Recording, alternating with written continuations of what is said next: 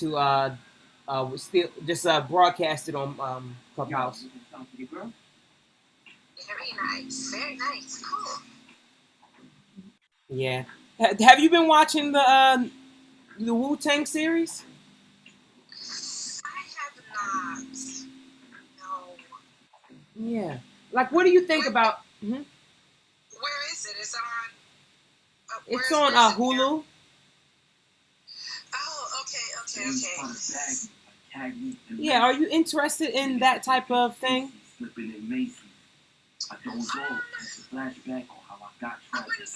wouldn't say that I'm not interested. To be honest, I have not turned on a television in several months. Mm-hmm. Outside of looking at, a movie that we choose to dissect, or let's say dissect, but on Clubhouse we're doing these movies and songs where we're just receiving downloads about them, and so we share those downloads during a 1 hour session. So unless it's a movie that's a part of that, I have not really watched anything in probably 2 or 3 months. Mm-hmm. And so I have a question. Do you think the young generation wastes time by because I know a lot of us in the younger generation we spend a lot of time watching different things like on Netflix and Hulu, especially during like the lockdown, or I think a lot of young people do it in free time. I feel like younger people are the main people who will watch something like this when they put it out, like Atlanta or the Wu Tang Show or various series. And sometimes, like when I watch them, I feel like I learn a lot from them. Like I can see the Diamond Sutra type of stuff, or like different philosophical things in these programs. Even though I'm watching it for entertainment, I'm being educated by it. But to someone else, say if they were to walk in the room and see, oh, why you watch so much? So why do you watch so many movies?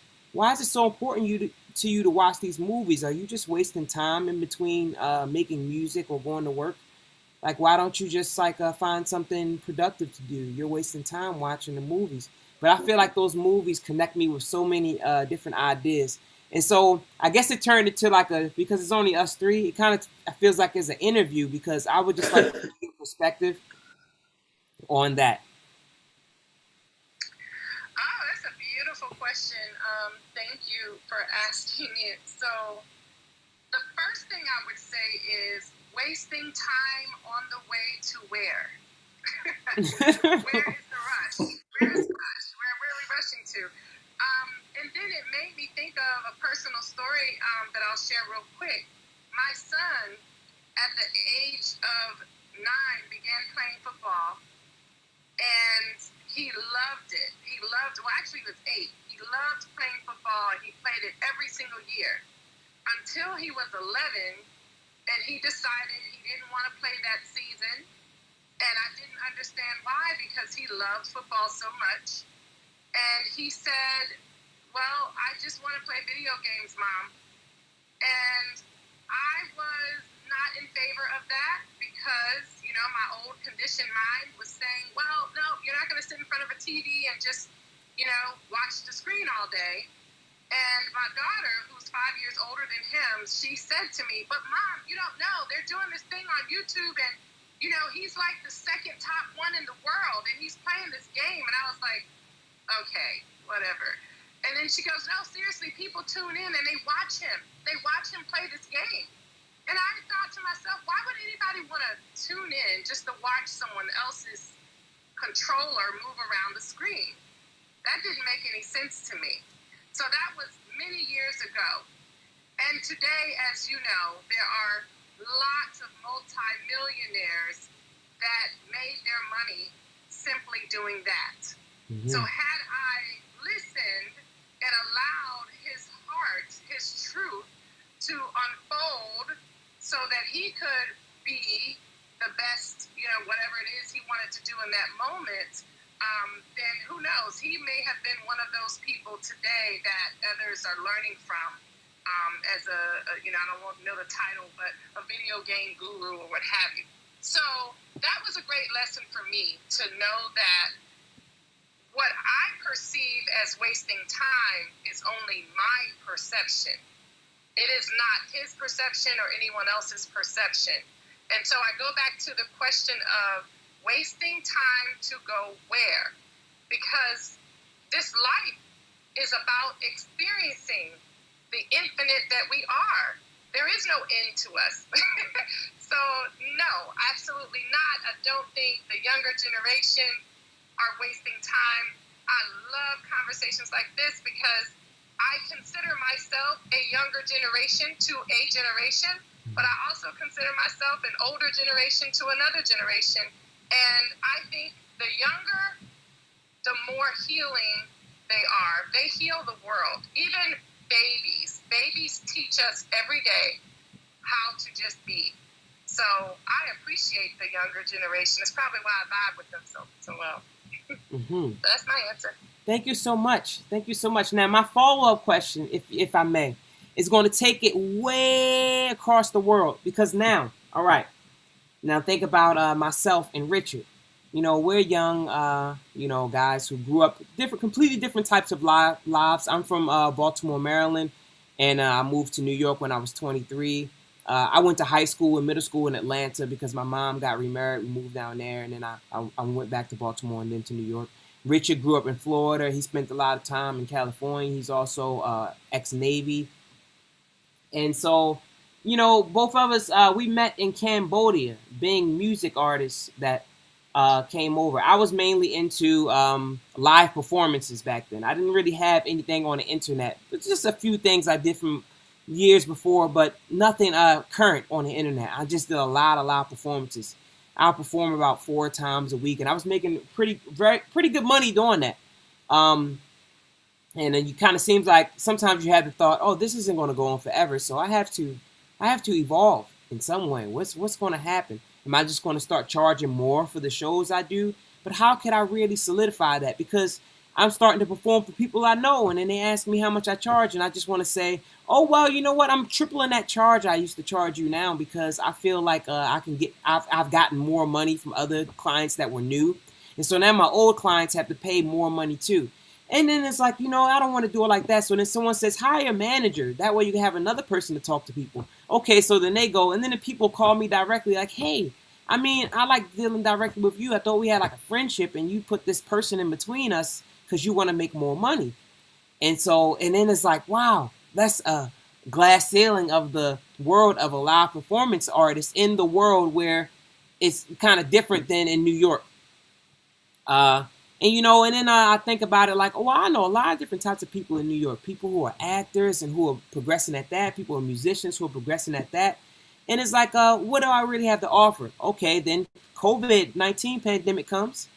Oh, so I'm in the house now. I'm in the house. And I have all these music skills, and we're just going to let my instruments collect dust. Okay, so I'm playing guitar and jamming immediately. Wait, I need to set up a official home studio so that way I can make music. Get a home studio set up. All right. I'm so used to doing this live. It's completely different to doing it in the studio. Okay, so now I'm developing. All right. Develop my skills. Okay, I'm getting better. Oh, 2 years have passed. Wow, my skills have really gotten good. And I realized that the music that was coming through me freely when I was performing live is now here for me to record. And I'm recording stuff that sounds different than anything I've ever heard anyone else do because all my music is based off of what I've done, not what I've heard. And some of it is what I heard. I got my influences just like everyone else. I listen to, current stuff too. But, all right, so now I'm at this point where, I have companies that are trying to contact me, different record companies and everything.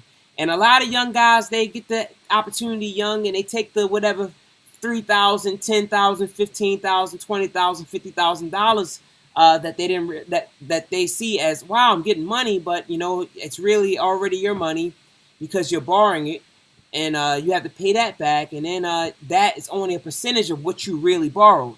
All right, so a lot of them sign those contracts, and they sign exclusive contracts, so they can't work with anyone else or do any other opportunity that makes them money unless the company receives most of that. And so And when you get older, you're like, all right, I realize some more about the navigation, and then different things are changing in society with cryptocurrency and NFTs. So now I could sell the songs as NFTs, and then each NFT represents a percentage of the total ownership of the song. So if I sell a 1% NFT for $1,000, it has like a graphic attached to it, and it's stored on the blockchain, and it represents a percentage of the song. So I sell it for $1,000, and then the song sells. Say I get 100 million streams, and the revenue that comes from that, I forgot exactly how much it was again. I think it's 40,000. 40,000. Okay, $40,000. Well, that $40,000, 1% of it now belongs to the person. So I will put it. It goes on the blockchain automatically. Well, we have to set up a system there, but it would automatically go to the blockchain, and they would their 1% value would be accounted for. So the value of the NFT would go up, and then as my success grows, the NFT could become extremely valuable in the future. It could sell for, because of the rarity and the value of it that it has fiscally. It can be 40,000, 100,000, 200,000, and of course I'll keep ownership of them myself when as the price go up, and so I could issue some of them as the price rises, as the demand goes up. So there's all these different ways how we could do whatever, make money. Is that even an important thing? Like you said, on your way to what? I feel like I've been ardently on this path of studying Buddhism, studying different things about life. Ardently, ardently. I could say since I was a young child, 8 years old, I loved reading science books. I would just read my dad's science books and all these manuals and different things, and psychology books and encyclopedias. Well, what for? And then I would be in school and I realized, oh, I know this stuff already. Oh, okay, so I'm already familiar with everything I'm learning here. And what did that do? Did it make me more advanced? In some ways, but it kept my mind free from certain things, but it slowed me down because I never learned how to work, quote unquote, hard, like to try to get fast towards somewhere. I've kind of been just learning it off of experience and realizing that the things that I've gathered along the way are going to become useful to me as I go along the way. And that's life. So am I wasting time? Do I have something to make up for? Do I have to make up for lost time, so to speak? Maybe so. I can't say that I have a feeling of not, like I don't need to do more than what I already do and what I've already done. And so what are your thoughts about that part?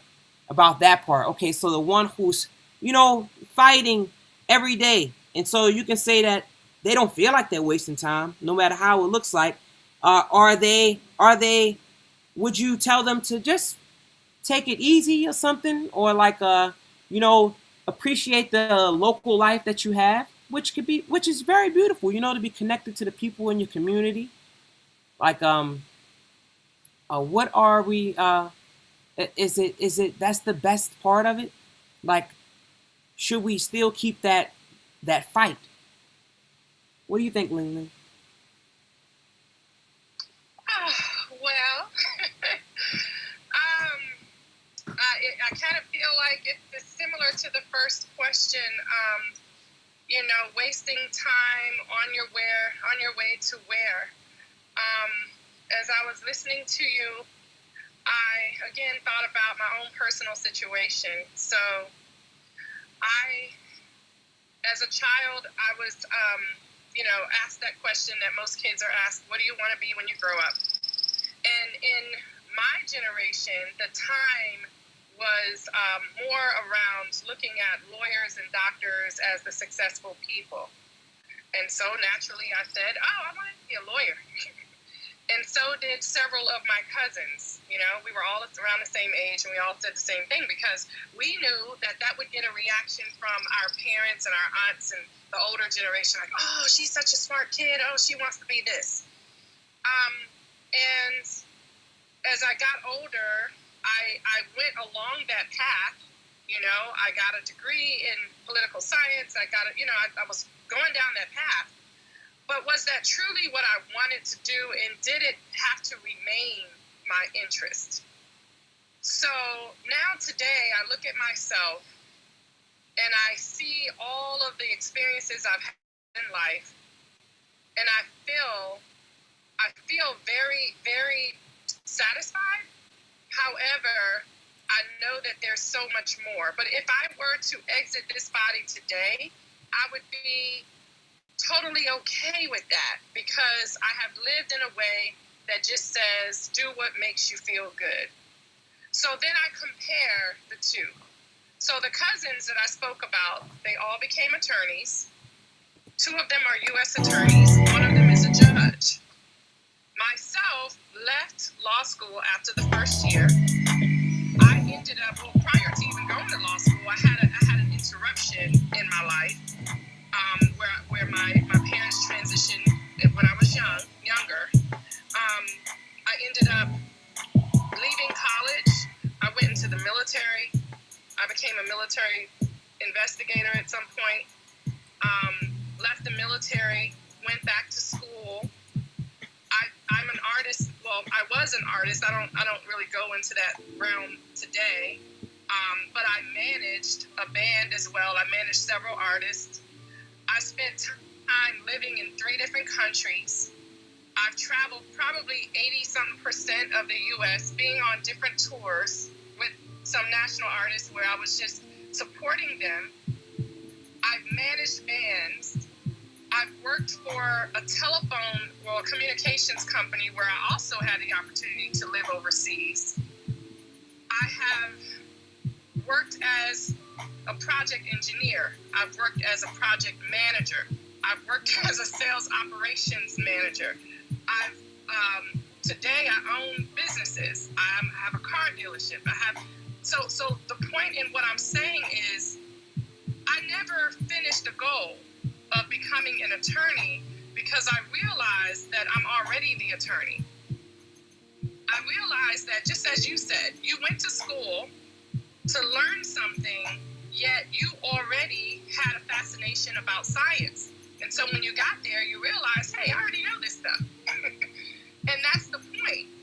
We came here knowing everything that we came here equipped, I'll say, with everything that we need to be, do, or have anything that we want. It's not until society creates a story about what success looks like, or what a good job looks like, or what good money looks like, you know what I mean, that we start to reframe the original natural thing that we already are. And so when I look at my cousins, who are the attorneys and the judge, and also my brother is one of those people that's very consistent, very by the book, been on the same job for God knows how long, and very streamlined, just very, very by the book, because this is what society says you're supposed to do. So you're supposed to do this until you're 60 years old and 65 or whatever the age is, and then you retire, and then you can go live a happy life. Well, that didn't make sense to me somehow. So I did that a little early. In my life, I would say I've always viewed it as happy, no matter where I was, no matter where I was, or what point in my life that I was in, it was happy. There was a point in my life where I lived in my car with a child, but I was still happy. You know what I mean? Because you can always find something about your situation that's better than somebody else's. So I've lived a full life because I chose to have all the experiences that I decided to have. But for the person who says, well, you're not successful because you never became an attorney and that's what you set out to do. You're not this or you're not that because you didn't do it, the American way or the whatever way. That's a very confining way of thinking. That's a very closed, like you said, a ceiling. You put a ceiling somewhere. And there are no ceilings when we really come into our truth. There are no ceilings. There's no floor. There's nothing that truly confines us but our own mind. And that is of our own choosing. So we can't even blame anything on the outside of us. It is our own choosing. So when I think about my brother, then I'll try to wrap this up. My brother who said to me,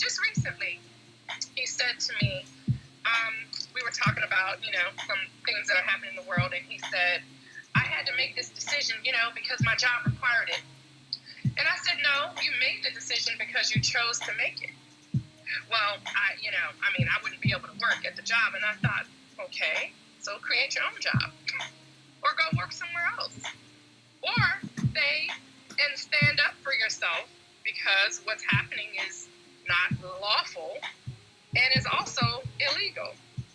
So, you get to choose what's important for you. And so while he is 10 years older than me, and he's preaching to me about having to work until the age of 65 so that you can retire, and while he's preaching to me, I'm sitting in my home where I have not worked for anyone for the past 6 years. And I'm 10 years younger than him. And I'm looking at him and I'm thinking, do you not see that I am an example of the thing that you say that you're trying to get? But the way you're doing it is based on how society told you it has to be done. Meanwhile, I'm sitting here retired, if that's what we want to call it. I've been retired for a long time because I'm choosing to not put myself in a box, not allow anyone else to put me in a box, and just simply live. So I'm speaking to you today as all of those things that I just said I was. Tomorrow, I'm going to be even more.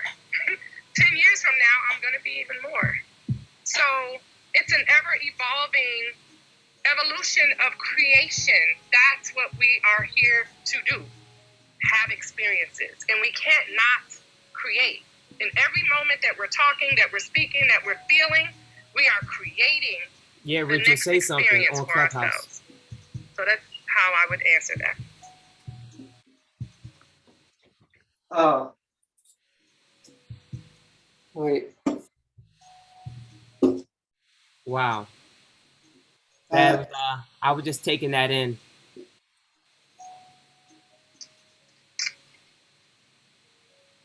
Sorry, say something, Richard.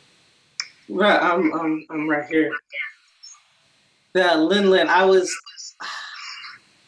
gotta turn my mic down. Give me a second. No, it's me. Oh, that's you? Yeah, go ahead. I feel like I kind of traveled the entire universe throughout the discussion that you and Lin just had. And Lin, a lot. Stanford always, he always says to me, he's always like, Richard, you got something? And sometimes he I feel like kind of pokes fun. He's like, yeah, you should have something to say. And I guess for me, it's always I can't possibly add anything to it. And maybe it's because my mind is trying to grasp what it shouldn't be trying to grasp. I think that's exactly what it is. My mind is trying to grasp what it shouldn't be trying to grasp. So on from that, I'll say that I'm planning on. I talked to my brother recently. I talked to my dad, and I talked to my mom, and I can see that when I talk to them, I've always been outside of the expectations, and my parents have always been completely okay with it. They never really pressured me. In fact, my dad, he's like, hey, we raised you to think just so you can make your own choices in life. And so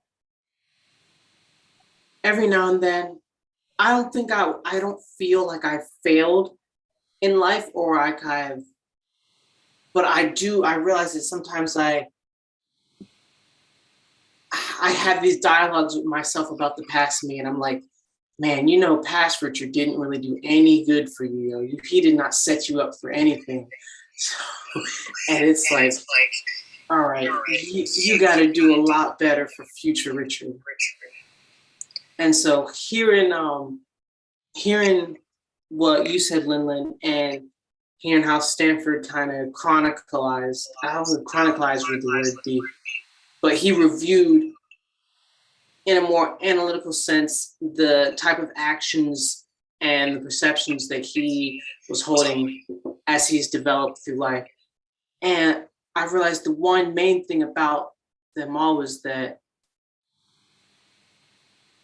you always have an aim, even if it's not the same aim towards one thing. It's still like an aim. It's progressing through a space to something. And That makes me think about when people say, some people say, if you can't shoot at the moon, aim for the stars. I mean, no, sorry. If shoot at the moon because you miss your land in the stars.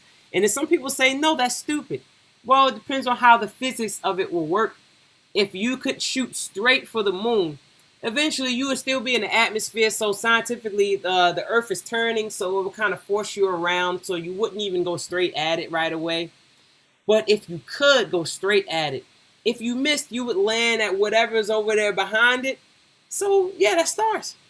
It's not like you would come back down, So at least aim yourself in a direction that goes out there, And there's something, you pick something like the moon that was before all of that, and so, or the moon is just something that took work, something that when you knew you were going to strive for that, you knew, oh, I got to work for this thing. This thing takes jet fuel and science and philosophy and mindset and luck in order for me to actually accomplish it. Like with Lin Lin, with becoming a lawyer, that takes work. You're signing up for work. With me, like I said earlier, I felt like that I worked at trying to make it so I didn't have to work so hard later, or work so that later on, when the time comes, I'll have the skill there. It'll be present enough that it could have grown into what I need to have in that situation. Or I just got to brush up and learn some things on top of what I already learned. I think that's the well-rounded education type of thing. Like if you take a ball and it has no dents in it, it's smooth enough to roll along some surfaces without, more friction need than what's necessary. But if it had dents and missing parts in it, it won't exactly be a ball for every angle that it ends up on as it's rolling. So, yeah, my fault, Richard. I kind of, in the podcast world, we interject like that. So, but in Clubhouse, I just want, I pause. Oh, thank you. Because I was trying to hear what Richard had to say. I was like, I don't think he arrived yet, and I was really trying to go there with him. Thank you for explaining that. I think I arrived. In my head, I had already arrived. The words that I was saying, they hadn't completely arrived to where my head was at. But did I miss, Richard? Did I miss so being as though so in podcast world, that's how we do sometimes, you know what I'm saying? Like you interject. No, you didn't miss, man. You didn't miss. But how were you going to say it? Because the way you were saying it may have been the way that, the moment, especially the moment that the frequency that Ling Ling was on, she was on that frequency of, this is going to follow through. And then I came in and said, like you were shooting at the moon, and I came and said, no, actually, this is exact star coordinate right here. And you could have went wherever it was going to go beyond the moon at the trajectory you were heading at. But I kind of deviated your child and sent you over into a particular place that, it definitely wasn't necessarily on the same spectrum as what you were probably going to say. I'll say that I had a dinner with a friend of mine, and she just finished her schooling to be a therapist, and so she was telling me about how, she said it sounds like you don't really allow your emotions to be expressed or to express your emotions. You kind of really do a lot to hold it down, and you do it so much that it feels normal to you. And then I was like, well, I normally just let it all out at once in a little period of time, just to myself. I like if that happens. And then I was thinking about some stuff, and I was like, oh, I'm actively trying to pull it to the center of balance. And then I remembered I saw there was a post that I had made about when you drop digital space. And one of the songs say, aspiring in and out of emotions. One of the lyrics. And then all of a sudden it hit me. Souls aspire to drift in and out of emotions. Yes, souls aspire to drift in and out of emotions. And it was like, it hit me. I was like, oh, wow. I see.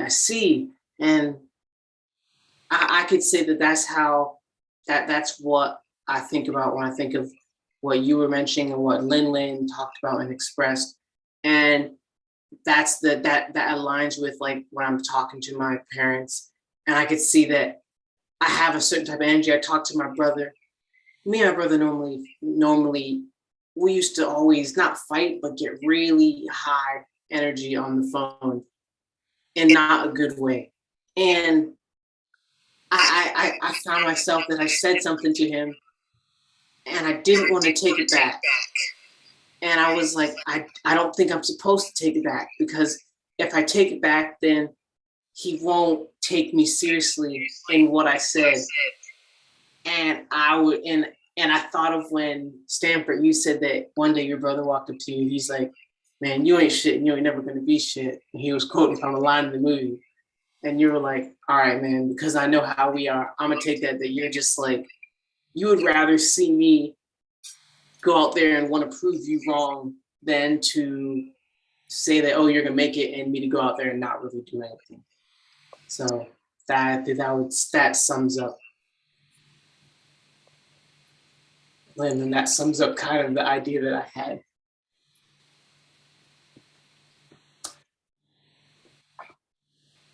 Word.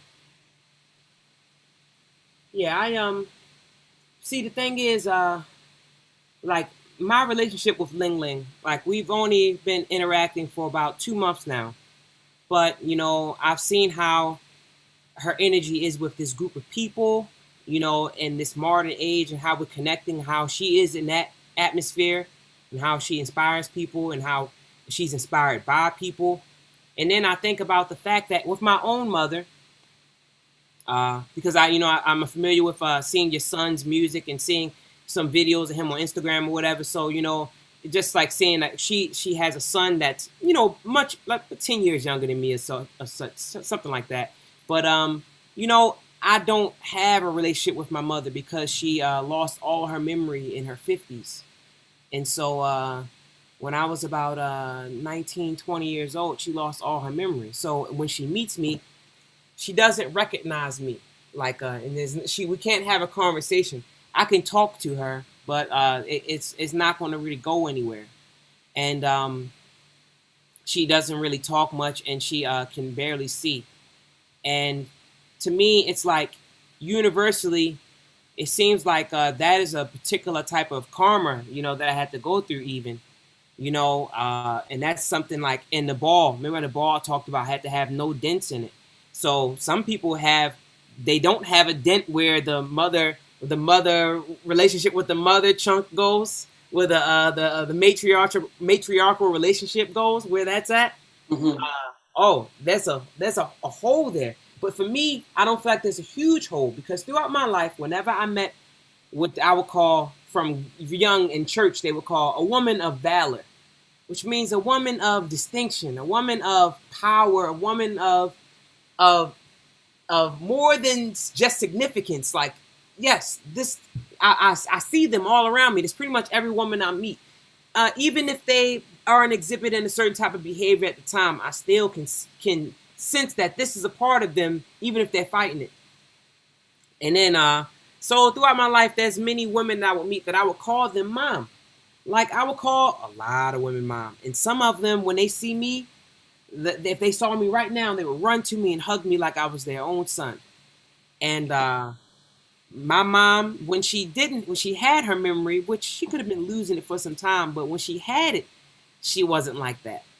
So after a long time, our longest period of time apart, where I even got locked up for 8 months and waiting trial, and after that, the way how she hugged me, I came to work after a weekend, a vacation, and a woman from my job who was a few years younger than my mom ran to me and hugged me like she never like she hadn't seen me in years. And it's like I remember when she was hugging me, I was like, wow, my mom never hugged me like this. It's weird.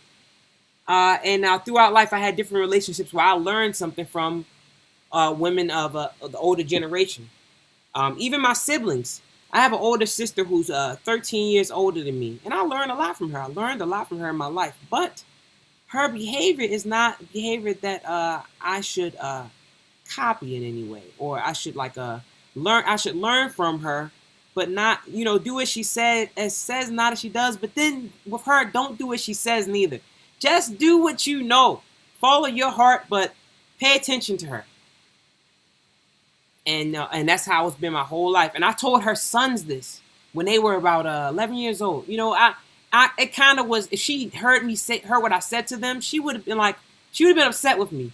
But what I said to them when they finally became adults, they came to me one day. They both were like, "We got it a long time ago, right after you said it, and we knew."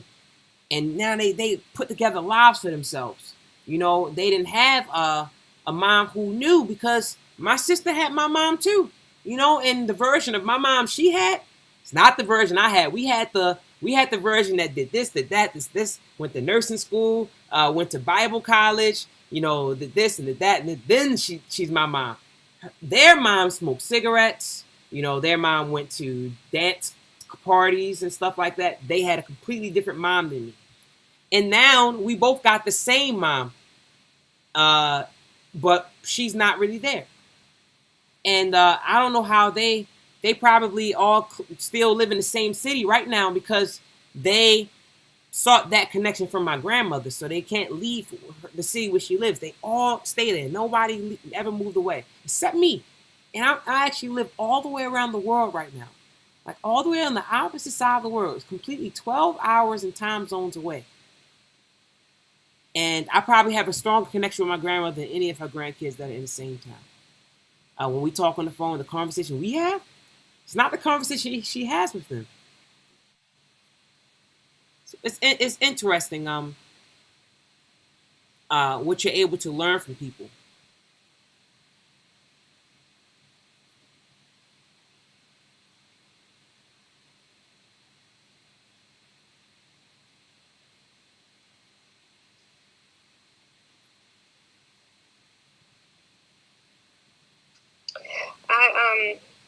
This is Lyndon. I am definitely in agreement with that. That we learn from all people from all different walks of life, and we also learn from all beings. You hear my dog in the background. That's my dogs for the year of 2021 have been my intention to learn from. That sounds weird, but yeah, I set my intention at the beginning of the year to observe them and how they react and respond to things in their world. And so one of the things that I noticed right away is how they get to what we call that zero mark, that place of where peace and really all things reside. They get there so easily. They're very forgetful when it comes to the things that they know don't serve them. So if I yell at my dogs or, scold them because they did something, they'll show me that they're aware that I'm not pleased with them. But in the next second, they'll be right back in front of me, wagging their tails, trying to express love. It's like they forgot all about what happened a few seconds ago. And so my learning from that is that people, we tend to hold on to a lot. And we harness energy that doesn't serve us. And then as that, builds momentum, and you're a science guy, Stanford, so you probably know all this quantum stuff, but, there's a matching set of opportunities and things that matches whatever frequency we're on. So if we're holding on to, an energy that's not serving, or energy that's manipulated in a way that doesn't serve us, then at the same time we're attracting more of that in our experiences and our opportunities and things that can come through. So I kind of like that. I'm in this place this year of being the observer. And then I'm also learning a whole lot. As you spoke about your mom, I've started to see myself in all things and in all people this year more than any other year. So including, my ancestors who are not here, my future descendants who are not present in physical form, yet they're present because I'm here, because I'm present. So, this year I started really focusing on, things like ancestral altar, really having that communication, telepathic communication with my son, and just operating in other realms, because they all exist. It's not something we're getting to or going to it. It's already available to us. So as we continue to grow in whatever area we're growing in, we'll continue to realize more of who we are. And so as you were talking about your mom and the lady that came up to you and hugged you like you've never been hugged before, I saw it as, oh, his mom was hugging him. That's so beautiful. Even though she didn't carry the same name possibly as that woman, or didn't have the same look, but it was just the energy, that we can appreciate. So, thanks for sharing that with us. I'm going to mute my mic. Go, Richard.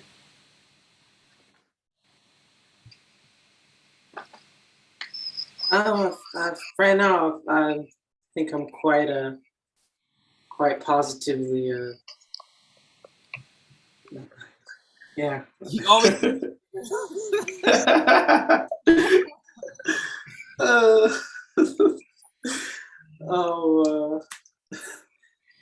Mute it then.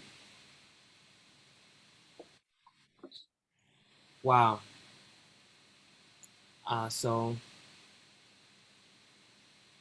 that made me think when you mentioned about the telepathic stuff. Okay, so I remember one time in Vietnam, about 4 years ago. So I am a person who I don't really have many things that I'm addicted to in my life per se, except music. Like, I often don't listen to music because to me music is a drug, and overdosing on it, you won't get anything done unless you really want to.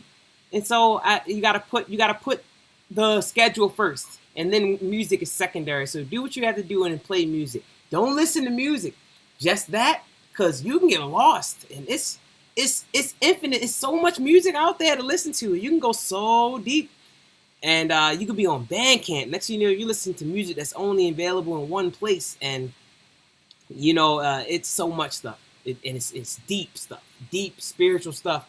It makes you wonder, like, wow, it's crazy the stuff that we see all over these screens. When they show us what it wants to show us is completely different to what we find if we're looking a little bit deeper. And it's a rabbit hole. But there's different substances that we can use the word experimented, because you have like sometimes I don't form a hypothesis about what it does in my head. I just I remember my first time smoking weed.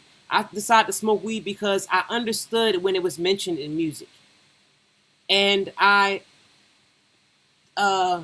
people around me were doing it, but I always turned it down. And in this one point, after I felt that I was informed about a certain thing about it, it was like I tried it out. The opportunity came and I tried it. Okay, so that was weed. They say weed is a gateway drug. because probably if you made that decision, you'd probably it's the one that makes you realize you were going to go through the gate potentially, and how deeply. Like if you like, I never smoked weed for like kind of an addictive fashion. It was always to add some vibe, just like alcohol. At one point, I was drinking alcohol 4 days, 5 days out of the week, but I was never an alcoholic to me, and it never even looked unclassy. I used to perform at a nice luxury hotel club bar in Hanoi, Vietnam. And I'm getting a nice salary, and the bartender, they make me a special cocktail. It's probably this much liquor and whatever I drunk, and I have one drink maybe per performance. But I did drink a cocktail every day, one sometimes two, like 5 days a week. And I never became like what I see other people do. They go and buy a bottle and like throw it back, and then throwing back a bottle is not even bad. I did that a long time ago too. I used to drink a little a fifth of vodka in 2 days. But I was making music and I was chilling on my own, and I wasn't like, I don't know. Each time I add something, like Thundercat has a thing he says in a song. He says if you're going to have a water bottle that has vodka in it, make sure you have a friend that has a bottle that actually has water. And you're like, aha, right. For me, I was that person. A part of me, if I'm gonna have a bottle of vodka, I'm also have a bottle of water. I'm gonna try to balance it out every step I take and stay on balance. Okay, I'm gonna try to.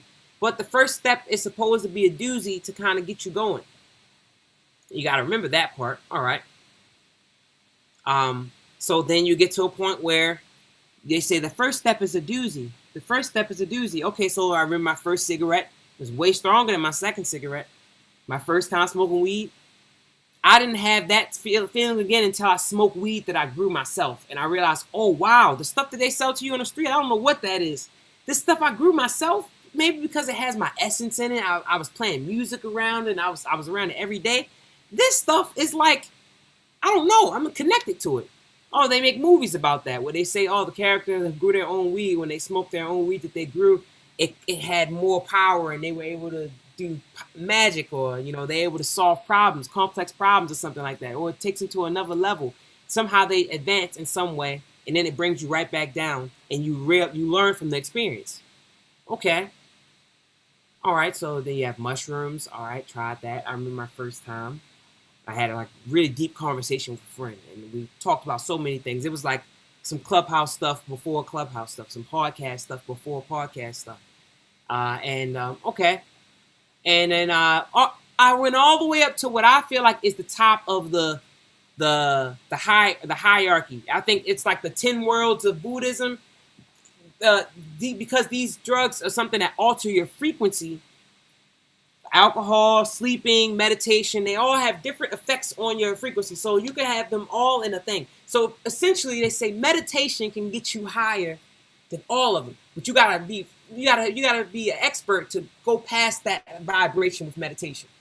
If you smoke a substance called DMT, what it does, it's something that's found in your brain and in the roots of pretty much every plant and inside of every organism. At its purest form, it's there, but to isolate it, like to find it, it's not a lot there, but it's there, and it only takes a little bit. And once you experience that, you smoke something like that, and it changes your world. Now, I mean, then okay, so we fast forward to the day I'm actually talking about. I had to give all that prerequisite information in order to put you here. So now we're here in Hanoi, Vietnam, 4 years ago. And someone offered me in the month of August. They gave me some of this stuff. So, and I had some with me, and I went to Hanoi. And so I'm in the streets of Hanoi. It's crowded, and I decided to smoke it. And I came outside on the streets. So I'm kind of like on that frequency, and I'm around people, and the connection I had with people is completely different. The way it looked and everything is something you can't. And it's not like a hallucination, more or less. It's kind of like, oh, this is a real experience. Like, this is happening right now. Look at the details of it. And then across from me at a cafe, there's a girl looking at me. And no, she's not really looking at me. She's kind of looking away from me. But in my mind, she's looking at me and she's talking to me. And she says particular things. Now, whether my mind is, you can imagine like, well, my brain is so creative, so it creates my reality. So I projected my understanding onto this, and the things that I understood about it that I felt were what I saw, right? That is true. But also, this substance is something that will uh, inhibit a certain response. And so, because of that, that will happen sometimes. In meditation, if you find it, that will also happen. But with meditation, I've only had it happen maybe 2 or 3 times, and it's different. It's not like this one. This one's completely different because you weren't sitting with your eyes closed. Your eyes were open, and it happened. And this girl's talking to me telepathically, and in the conversation, I'm being stupid because I'm still hung up on the fact that we're actually communicating telepathically. And she's like, "All right, let's move past that." I'm like, "Okay, I'm trying to, but," and I'm the most annoying person telepathically. I was walking around cool, Mr. Cool, with all my friends in school, whatever, different situations. I always had people who I was friends with, and that consider me as, oh, he's cool. And I'm in this situation where it's like, oh wow, walking around every day with my mouth, everything's cool. But in my mind, telepathically, because I didn't realize that at this moment, I'm actually hyperactive in my mind, and it's making me annoying. Like how Richard said something about when he said that the girl says you have a bunch of emotions and you have them, you pin them back and you think that that's normal. And it's like, wow, you have all these perceptions and you pin them back and you think that it's normal. And if your mind were to go to all these perceptions at one time, you wouldn't know how to deal with yourself. Just like if all those emotions erupted onto you at once, you probably be in a situation where you wouldn't know exactly how to react. And so that's what the substances gives you an opportunity to experience it and know that it's possible. So that maybe if you weren't already working ardently towards it, and from this point on, you probably could. I'll pause.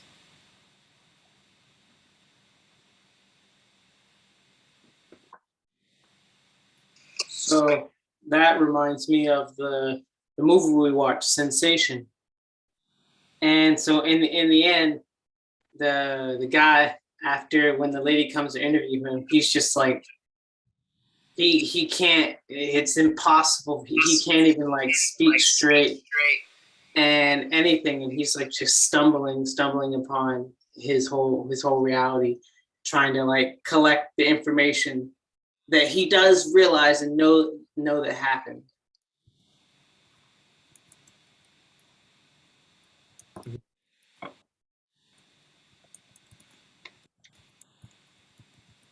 Ask Ling Ling how did she find out about the telepathy?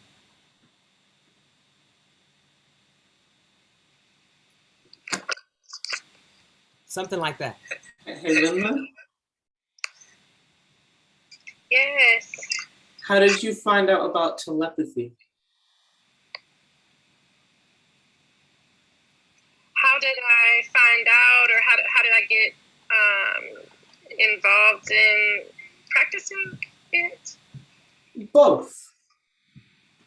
Well, I probably way back when I was a kid and wanted to know what it was, and it was, I'm sure, some type of movie or something that I saw an example of it, because movies are always telling us about us, but more recently, my son was talking with me about different experiences in higher dimensions. And so, dimensions is one of those things that's becoming a popular topic, a popular word. And there are a lot of people who don't even know what that is. What are you talking about, dimensions?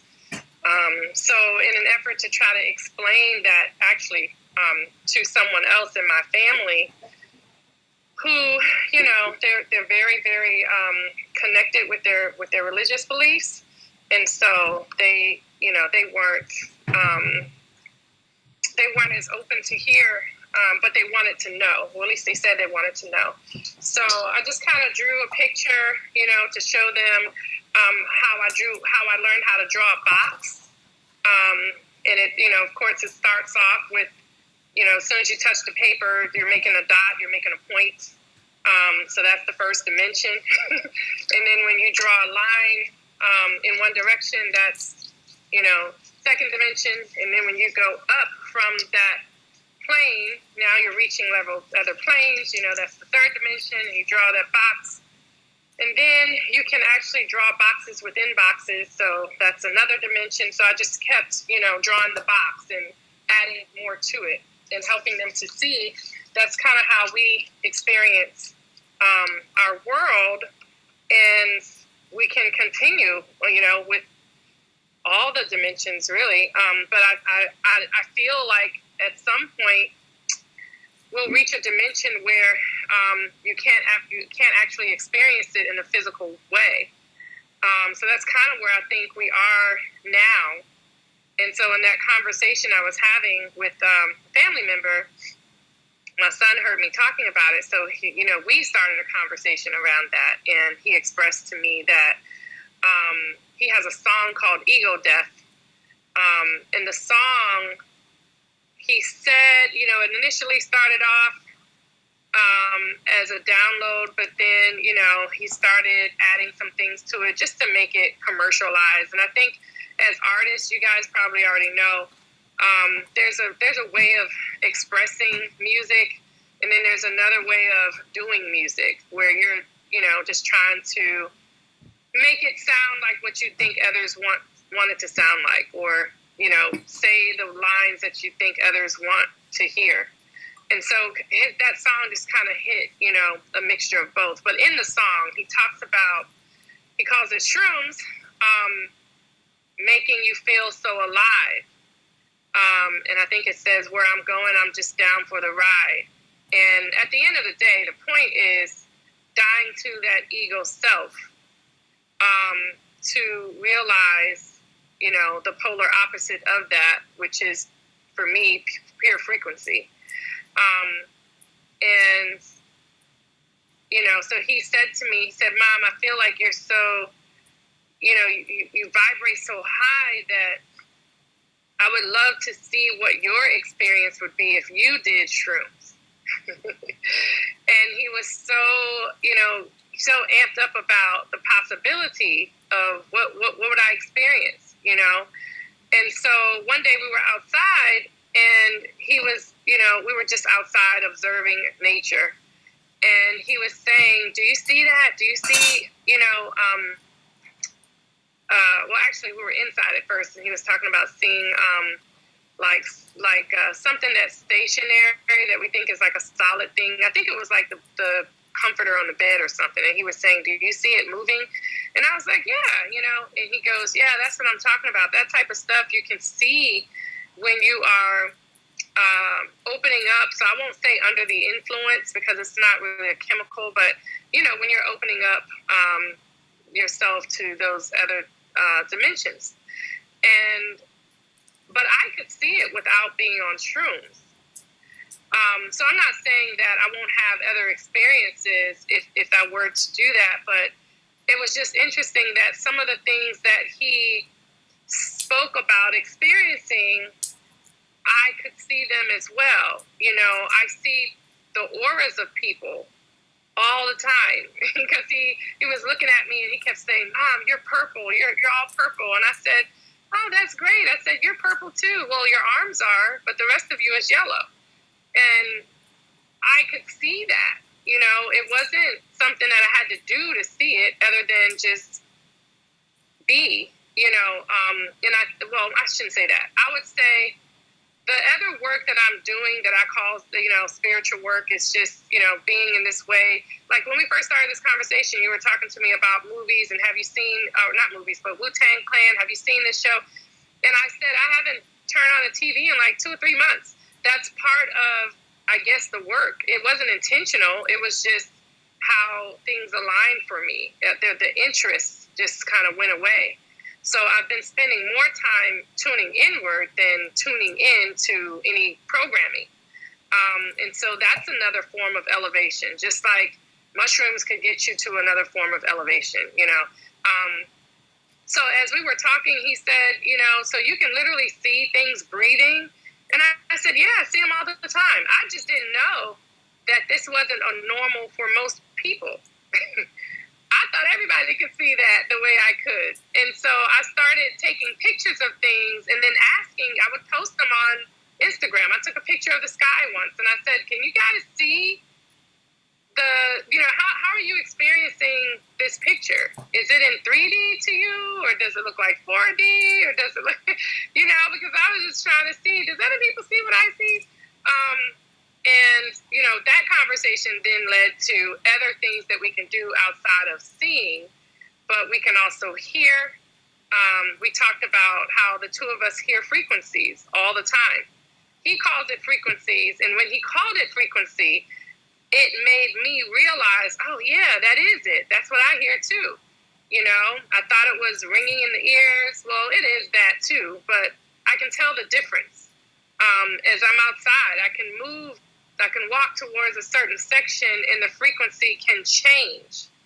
It can become louder. It can sound aggressive. It can become softer, and it feels like it's simply just guiding me to let me know this is an area you should stay away from, or this is an area you should go towards. There are, so many things that are being experienced. And as I continue to, do what I call my work, I get to other levels of experience. So telepathy was one of those where while he was outside and I was outside, he was on one end of the patio, I was on the other end. And we both heard something, but it wasn't external. And I reacted. I kind of turned my head, and he did too. And then he looked at me, and he said, "You heard that?" And I was like, "Yeah." "You heard it?" And he was like, "Yeah." And that's when we discovered that we were literally utilizing another level of our sense, our light body, not the physical body. So then I told him, let's entertain that. Let's be intentional about that. So let's practice every day. Let's practice. We'll be in the house. Sometimes he has a studio that I just helped him with maybe a couple months ago. And so he spends a lot of time in there. He sleeps in there and everything. So since that's a very high frequency area, I said, well, let's go up there to the studio, and you'll sit on one side of the room, I'll sit on the other side, and when a thought comes to us, let's write down the word that first comes. And we'll do this 5 times, so we'll have 5 words by the time our thoughts are finished. And when we're finished, we'll come to each other and show each other what we wrote. So the first time we did it, we both had 3 of the same word, 3 of the 5 words were the same.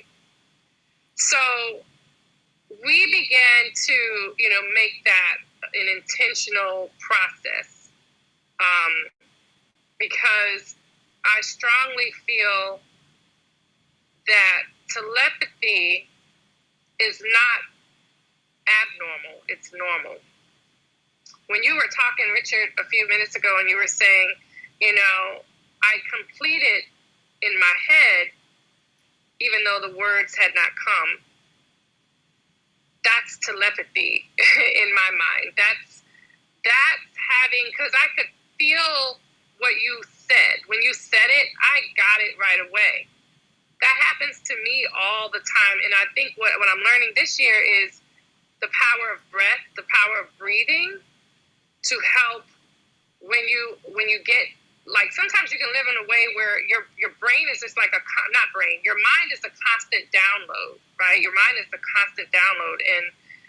And when you try to bring it into this 3-dimensional experience, it has to slow down in order for you to capture it, because there's no time where it lives. So in this realm where we, identify with something called time, You should ask Lin the twin flame question. You can't grab it. You have to almost, slow it down. And the words are very slow. Words are confining.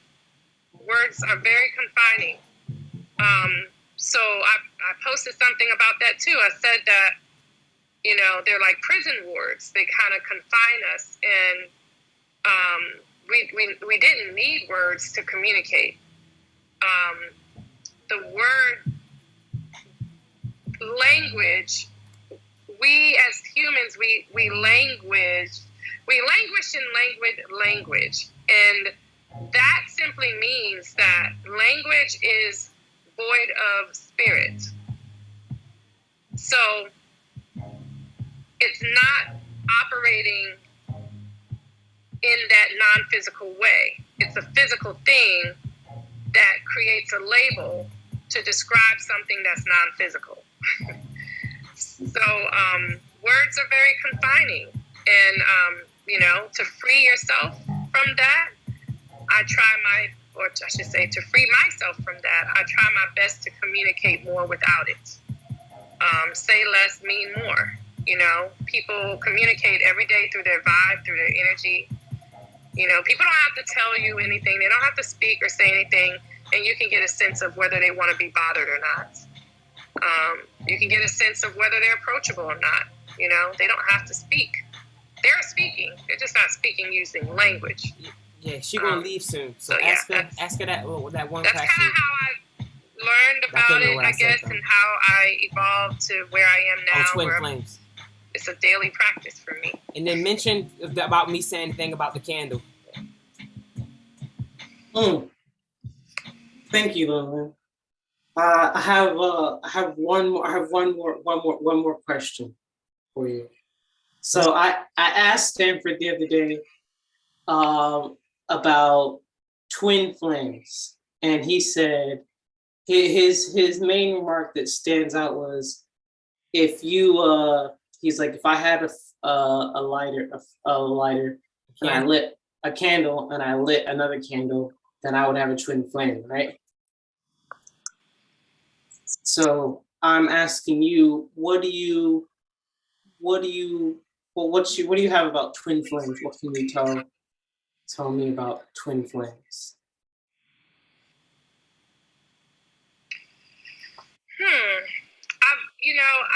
I have thoughts, but I wouldn't say I'm an expert in anything. I think everything is based on our perception, right? We can look at the idea of twin flames. Well, you can look at anything, but it's never about what you look at. It's about what you see. So what I mean by that is, how are you perceiving the thing that you're looking at? So some people, I've heard them talk about twin flames being like your own soul, shared across multiple beings or two, physical beings. Even if we think about twins, in this realm, we think about twins, we often hear how twins can feel each other in other, places. If one is in another location, they can feel or sense what's happening with another. I've had that type of stuff happen all the time, and I'm not a twin that I know of. My youngest brother is almost 5 years older than me, and throughout life, I have felt him, even when he was somewhere else. I felt things happening. I'm very empathic, very connected in a non-physical way. So I don't know, I don't really know that I would say it's one soul split in two bodies, but it very well could be. I think souls are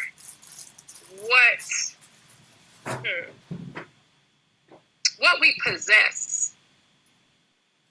Down further, the follow-up question is, well, what about two? I don't want to sound what off if the same soul grew up in two different environments? Would it still have the same trajectory? my truth is authenticity. So I'll just say that I only recognize energy. That's all I recognize. Anything outside of that is a creation for experience. So when we begin to think about, well, what is a twin flame and what do you feel about that and what is the, it's always going to have a different view based on your perspective.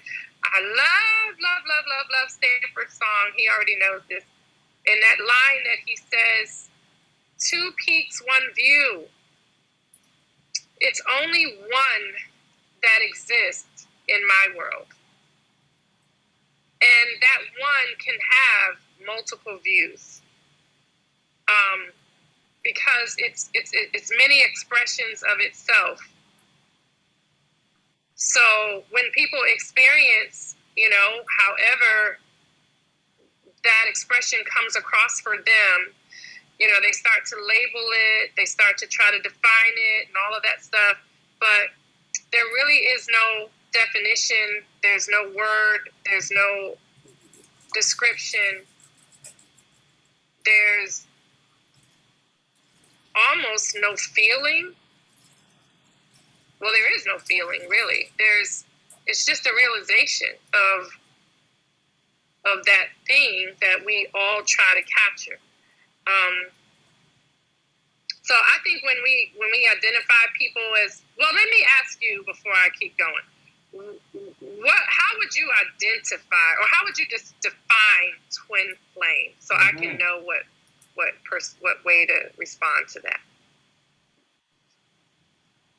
I didn't specifically have a definition of it. What prompted me to ask the question, to originally ask it to Stanford, was I was on the phone with a friend of mine, and I was curious. I was curious to know about, like, the information around the idea of twin flame. And here, recalling now his reply and your reply, I would say the question no longer, it's not a question that's like, I'm not going to ask it anymore. Because it's kind of like, it's more of something that, just live and experience things as they come, and less of the definition upon it. Yes. Thank you for saying that. That was my feeling too, and it's kind of like why I was rambling, trying to find the words. But yeah, it's for me, I call it the realization. It's realize, realizing that it just is, and that's it. Yeah. Thank you, Lynn. You're welcome.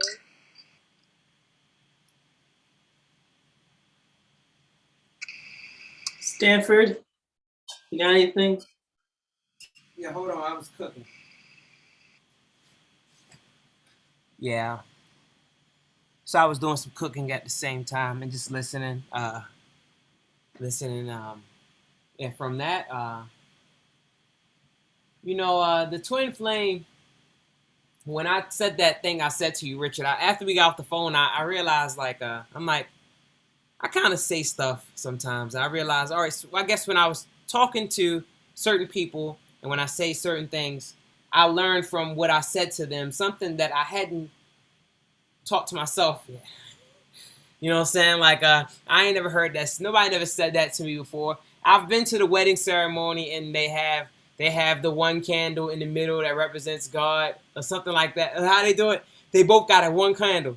Both got one candle, and then they both put their candles together to light the one candle, which doesn't, like, it's symbolic of something, but nothing really happened compared to if there was one candle already lit there, and then they came and lit their 2 candles at the same time off of the one candle, that's like saying, okay, so we both got our fire from the same source.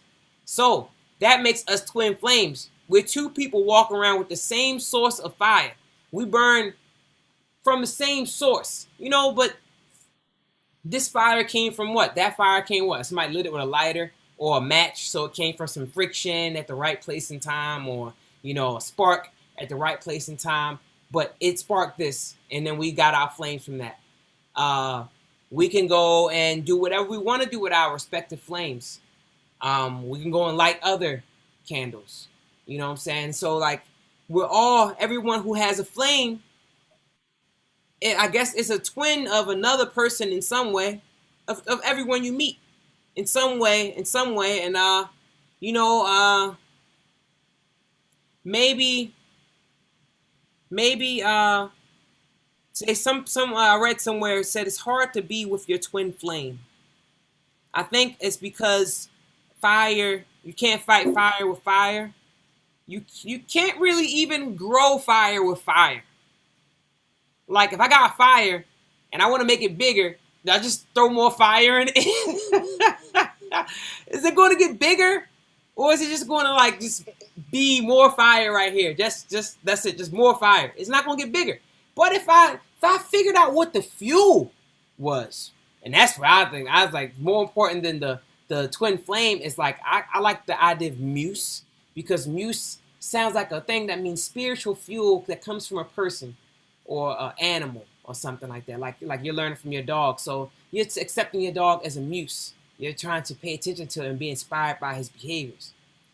And so, to take on muses, so or to find the fuel for the fire, and then the fire can get bigger, and then you don't want it to be bigger all the time. Maybe you want to make it bigger and then smaller. So then you got to figure out how long it takes for the fire to burn out, and then you add more fuel.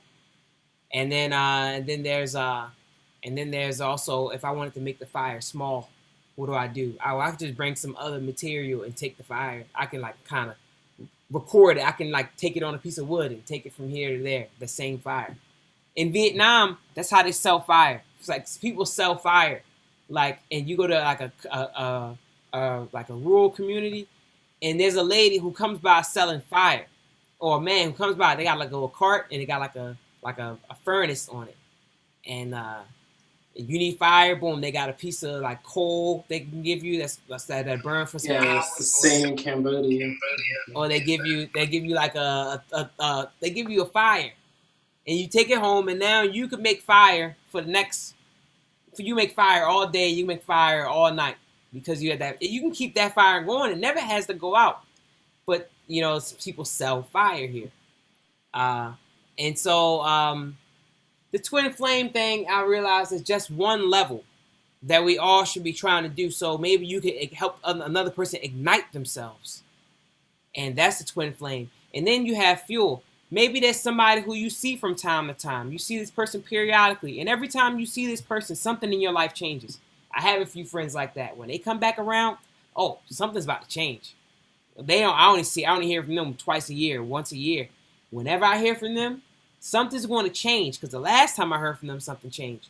Sometimes the change that happened to be under your frequency, and so that's when you run into an old friend, quote unquote, and they probably had good benefit on your life back in the day. But when you interact with them today, it's like they miss you with everything, because they probably on a different frequency than you, either higher or lower, and so you don't really collide with each other in a way that makes any friction or builds anything. Um, and so they miss you. But then you have ones who come back around, and they're more on the level you're on today. And so when you come back around, you're spiraling together. And then it's like a double helix type of thing. And then that's something I consider as a type of twin flame as well. Like, but it keeps evolving and evolving and evolving and evolving. So one definition of a twin flame might not be a twin flame in another definition later on in time.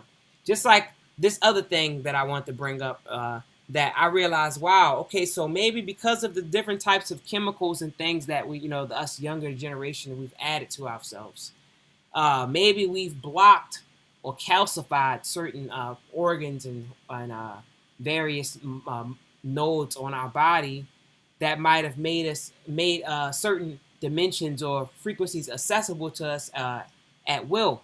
And maybe the older generation that was less influenced by this thing, maybe the types of music you listen to is more wholesome, so the frequencies you feed to yourself are frequencies that resonate with you and not ones that throw you off.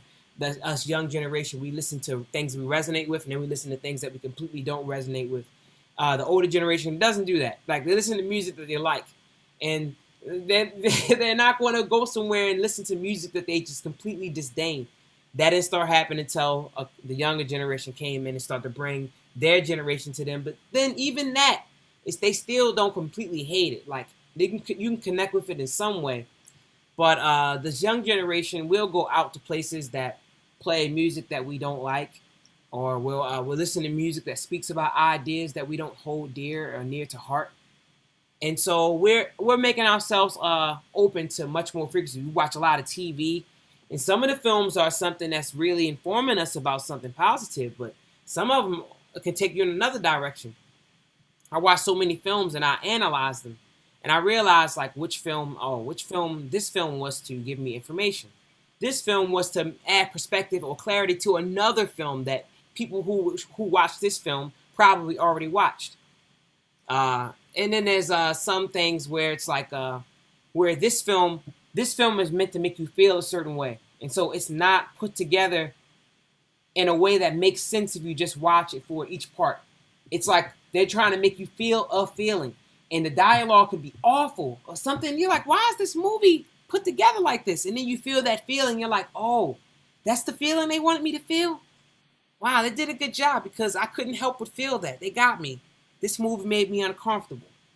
Well, however they did it, they did it. And then there's some movies that, wow, this dialogue and this detail from this scene connects to that. And that's an overarching message. Like the Wu-Tang show, every single bit of dialogue is it's a double entendre, or has multiple meaning, or it's foreshadowing. Everything is meaningful.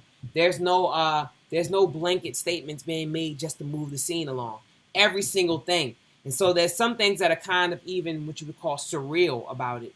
Not surreal, but a certain detail, like the guy was in prison, and the first day he showed up in prison, there was a caterpillar in there, and he mentioned something about the caterpillar, and another cellmate makes a comment, and that remark that he makes, you hear it, and you're like, oh wow, that's philosophical.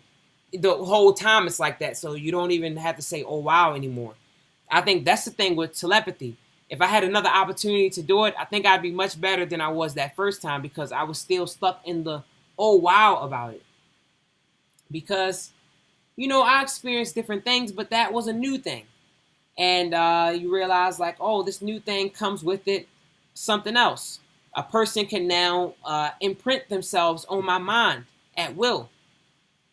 And then it makes you, susceptible to certain things. Then you got to realize that people could try to attack you psychically if they'd like to. Or they might be walking around with an energy that's like a spiraling electron that's going around them and damaging surfaces. So you got to realize, oh, let me keep myself out of range of this person, because they have a volatile energy that they probably don't know that they're carrying. It adds a whole nother realm of education that needs to be taken into consideration. So with those dimensions, like you said, like it keeps expanding and getting deeper and deeper. And some of the young generation, they feel like, I think another reason for some of the substances people use so often is to deaden themselves from experiencing those things. It's like some people are saying, no, don't open your third eye, or don't open yourself up to his perception, because the world is much harder. Well, I would say that in a certain position, yes, it could be. But once you learn about that, you experience, and you realize, all right, you find yourself into, like Curtis Mayfield said, he said, into a steeple of beautiful people where there's only one kind. Move on up. So, the twin flame is somebody who you and them together should both realize that it's time to move up, because we both have fire. You can't light me, I can't light you. We need to find some fuel. Are we going to find it together? Or are we just going to stay together until we both burn out?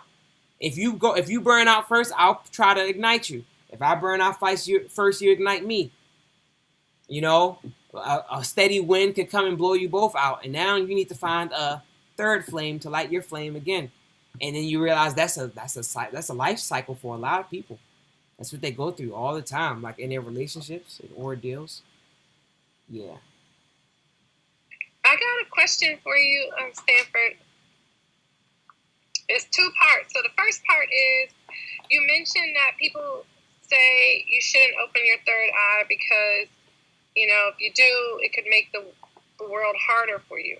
Mm-hmm. Do you think that would be true if everyone in the world opened their third eye?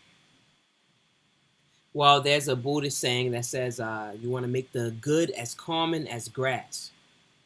And so it's like to say, if everyone were to open their third eye, every single person were to open it, we would have to, I think, be on some accord. I don't know. It's several ways it could go, essentially. I guess that's maybe the discrepancy people have about that. Because some people would say, oh, it will be a beautiful world where everything will be peaceful. And you'd be like, well, there's some things to experience with their eyes open. So there's some things, and they have valence. They have different frequencies. So some of them go this way, some of them go that way. One time I had a friend he's into this thing called neural force healing. And he kind of does like a massage to you without touching you that makes you feel something on your subtle bodies. And people come to him and pay him to do this. But he doesn't charge money, but people pay. And he came to my event once. He came to my event, and there was people from Norway and Sweden, many people from around the world. This is in New York. And he said, I'd like to do a demonstration. So he invited one person up, a guy from, I think, Russia, and this guy, or Germany. This guy laid down, and he did the thing. He did it. And then the guy stood up, and he was like, whoa. He was like, something really happened to him. He really experienced something. It wasn't like hocus pocus or something. Like, something happened. This guy, his response was another way. Like, you're like, whoa, okay, it happened to him. Me, I wasn't in such a big wow, but the whole audience is like, wow, what? I can't imagine. So people want to ask him, and they're like, so we gave him the microphone and said, tell us about what you experienced. And he gave a short little spiel about it and say, like, he kind of had a new determination. Like, he had a new determination. It was weird to see a person who was just kind of like at a bar chilling, and they went and did this, and then they wake up, and then you could see like a look on their face like, I'm about to do some shit. Like, when I leave here, I'm doing something. And you're like, and my friend, I asked him, I said, what did you experience when you did that neural force hearing on that guy? He said, not everybody needs to have their consciousness open. Not everybody needs to expand their consciousness in every way. And when he said that, I didn't ask him anything else. I just thought about it like, wow. So he's saying that whatever happened to that guy, whatever that guy experienced, may not necessarily need to happen to everyone. Not at the same time. Maybe that's in order for there to be the 10th world, you need the first world and the second world and the third world. You need them all to be in a certain type of balance in order for the whole thing to exist. And the whole thing is temporal anyway. So sorry for such a long answer, because I know you have two parts. Well, actually, no, thank you. Actually, I think you touched on the second part, and I want to just share this as well. My son, again, when he was very young, I noticed, I think around 6 years old, I noticed that he was, I used to call it a really deep thinker. But yeah, when he was really young, he said to me, Mom, I think God and the devil are the same person. So, so now that I'm thinking about the question I just asked you about, everyone opening their third eye, what would that experience be? it just brings me back to, you know, that whole number line thing that we talk about in the other room. You know, my now view is that there is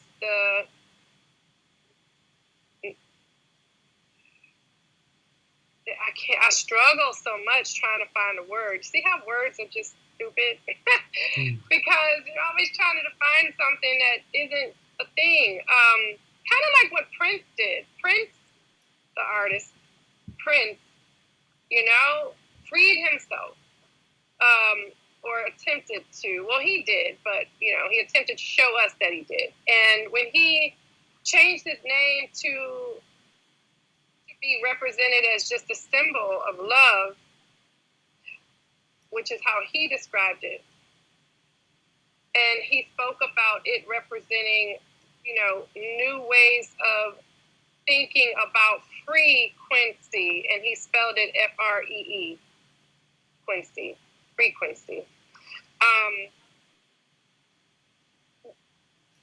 The media and the industry and everybody struggled to logistically be able to deal with that. So they clumsily described it as the artist formerly known as Prince. That wasn't what the symbol said, but that's what they said. Just in order to describe what they were experiencing. So it's kind of the same thing I think about, you know, just kind of what we are. There's no description, but you know, in order for it to have description, there exists a creation of the polar opposite of itself. So without that chaos being present, then there is no experience. I don't know if that makes sense to you, but so yeah, without okay, imagine what most people call God. Just imagine that being so great and so powerful and so much that it's too much to not express itself. It almost has to express itself, or it may implode. It's just too much, too great. So to express itself, it creates an opposite of itself. And the two of those working are always at play. We call it the ego sometimes. We call it our shadow self, whatever the words are. And then but you can follow hear up what by I'm saying It's two it gives opposites. birth so on the number line, to one that is where aware you have of a itself. negative 9, you're always going to have a positive 9. Where you have a negative 2, you're going to have a positive 2. And so without the polarity, which I call the chaos, existing, that's what allows all other things to actually exist. So it's the contrast of itself existing. So if you were just pure light, how would you know that you're light without having the polar opposite of it? And vice versa. So when the gentleman said, not everyone needs to reach certain levels of consciousness, or needs to, like, not everyone needs to be light at the same level, because where then would be the experience of the lack of that? You know what I mean? I think that's kind of how I felt like you answered the part 2 that I had. So I'll pause. Go, Richard. I feel you, Lily.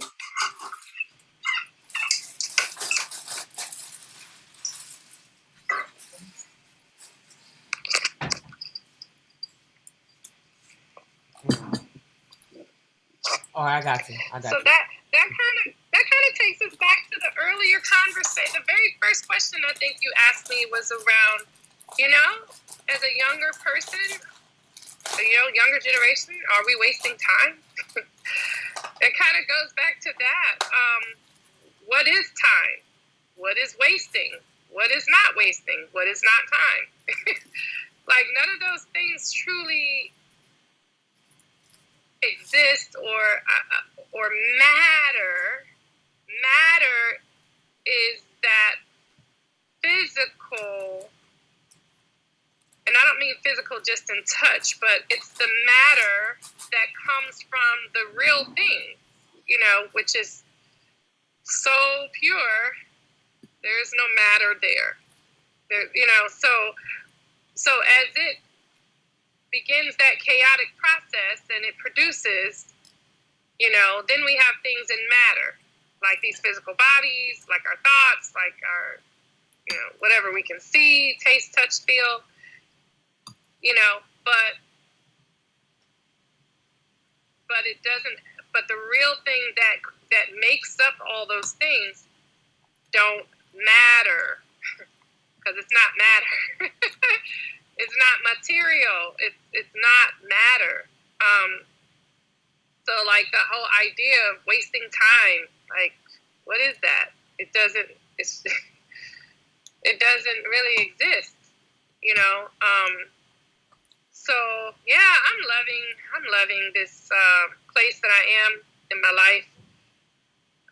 It's such a freeing place. It's very freeing. Because then you can look at when other versions of yourself view it in a way that where there's still confining experiences, that's where the compassion comes in. But you can also appreciate the contrast that it presents too. The contrast allows us to notice it, and then from there spark a new interest to desire something even greater. So Abraham Hicks, Esther Hicks, I think you're familiar with her. She talks about when you know what you don't want, you automatically know what you do want, and vice versa. But when you know what you don't want,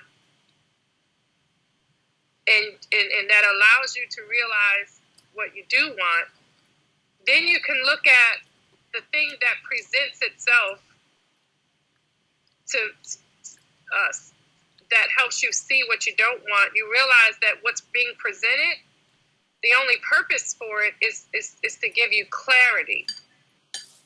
So if you don't want a parent to see you as a failure, or to see you as wasting time, or to see you as not being productive, or to see you as whatever, you can notice it and say, okay, the feeling I have around that is I don't want to feel that I'm disappointing anyone, or I don't want to feel that I'm not making someone, feel proud of me or whatever. So that's I know what I don't want. So then you get to choose to create what you do want. Well, I want to feel satisfied. I want to feel happy, at peace with anything that I want to do. If I just want to be a bum meaning what other people call it, for the rest of my life, or at least for a period of my life, I don't want to have a job. I just want to roam the world.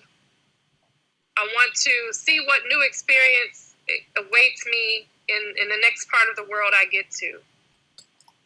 What new people am I going to meet? What new opportunities are going to present itself? I don't want to have a plan. I just want to experience. So for someone else, they could see that as not being productive. They could see that as being a bum. And for someone else, they could see that as This is our midnight gospel, y'all. You've lived such a full life. Look at all the stuff that you got to do and see. And people, you got to look and live around different cultures and have different views. And there's even more. Because once you leave this plane, once you leave this Earth, what if you want to go to Mars or Jupiter? Mm-hmm. Do it all over again. You know, so it's very freeing when you can get to that realization that no thing, which is that space where everything comes from, no thing actually matters. There's no matter there. Mm-hmm. So nothing matters. Mm-hmm. Oh my goodness. But, you know, in this world, for those that are still holding on, you know, possession, attachment. It's not even well, it is attachment. It's attachment to the illusion. You know, trying to hold on to this belief, this thought, belief systems, I call them BS, right? The thoughts of what you should be, do, or have, like how you should do it. You should go to school, you should get a degree, you should get, you know, most people go to school to learn something that they already know innately. They go to school to get taught by somebody who doesn't really know what you know intuitively, internally. You go externally to get education.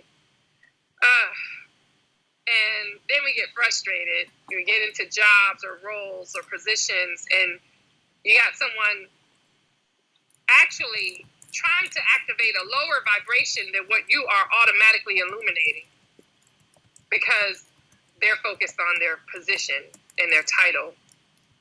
And then you're not free to be creative and be who you are. And then you feel confined. And all of that was by your choosing energetically. So all of it is what we choose, you know. Every experience we have and how we experience it is of our choosing. We are the thing that our lives happen because of. I lost my train of thought a little bit. But what I was getting to is, I'm so sorry, I was going on and on. But I have so many things popping in my head. But what I was getting to is that, you know, when you can be in that zero space, that's what I was going to say. How do you capture, how can you hold, how can you grab all of the empty space that exists when it's infinite?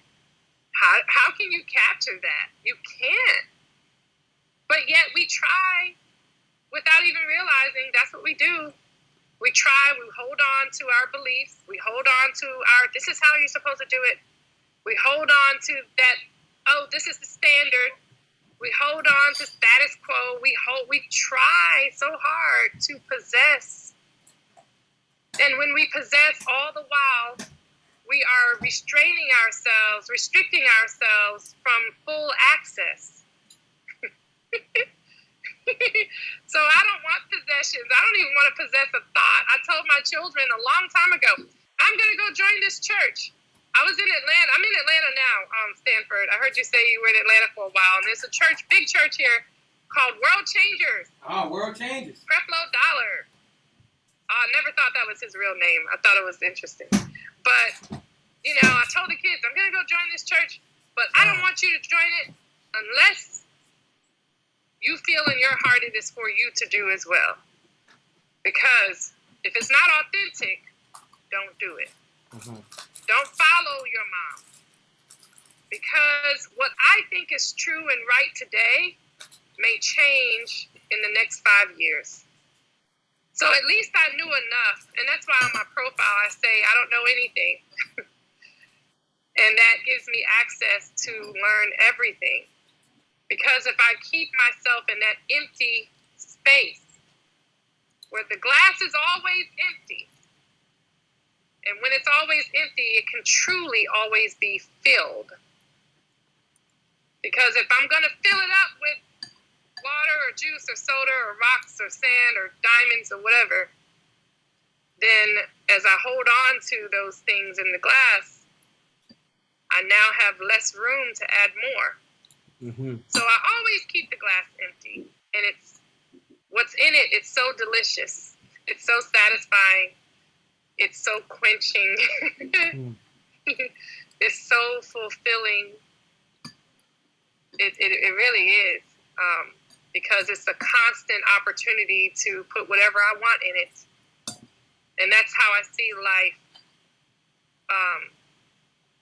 Allowing yourself to be empty of other people's thoughts. I have another quote I put on my page somewhere about the best gift you can give yourself is the freedom from what other people think. Mm-hmm. Even what you think, you know? That's how you can leave. That's how you can, I guess that's the way you can grasp the emptiness without actually grasping it. Just knowing that it's there. And have a fulfilling life after that. When I talked about, the family members that are lawyers and all that stuff, I imagine them going to work every day, having, stressful moments, having to argue cases, having to, go through the grind of paying their taxes from whatever they earned and, all of that stuff. Or they can be like the bum that's on Auburn Avenue in Atlanta, who's worry free, just living out in nature. Doesn't have to get up on a certain clock. Can move where he wants to, can see who he wants to, can engage with whoever he wants to, and somehow, every day, he gets offered generosity from people. Because he's still here. So, yeah, that's another view. How about that? That's a beautiful dynamic. Say something more. Talk about. Do you think you're the bum? What do you think? Do you ever consider yourself the bum, Lynn, in a way? Do I consider myself that? I thought you were going to tell her about you. I'm bumming more each day. Yes. I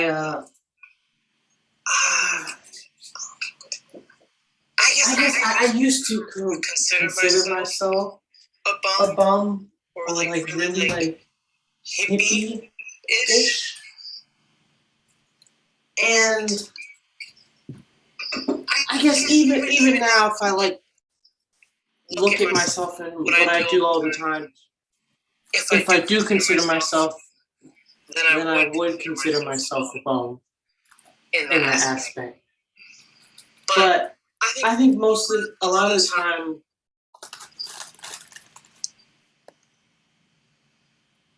I'm just trying to lose the idea of considering myself so much.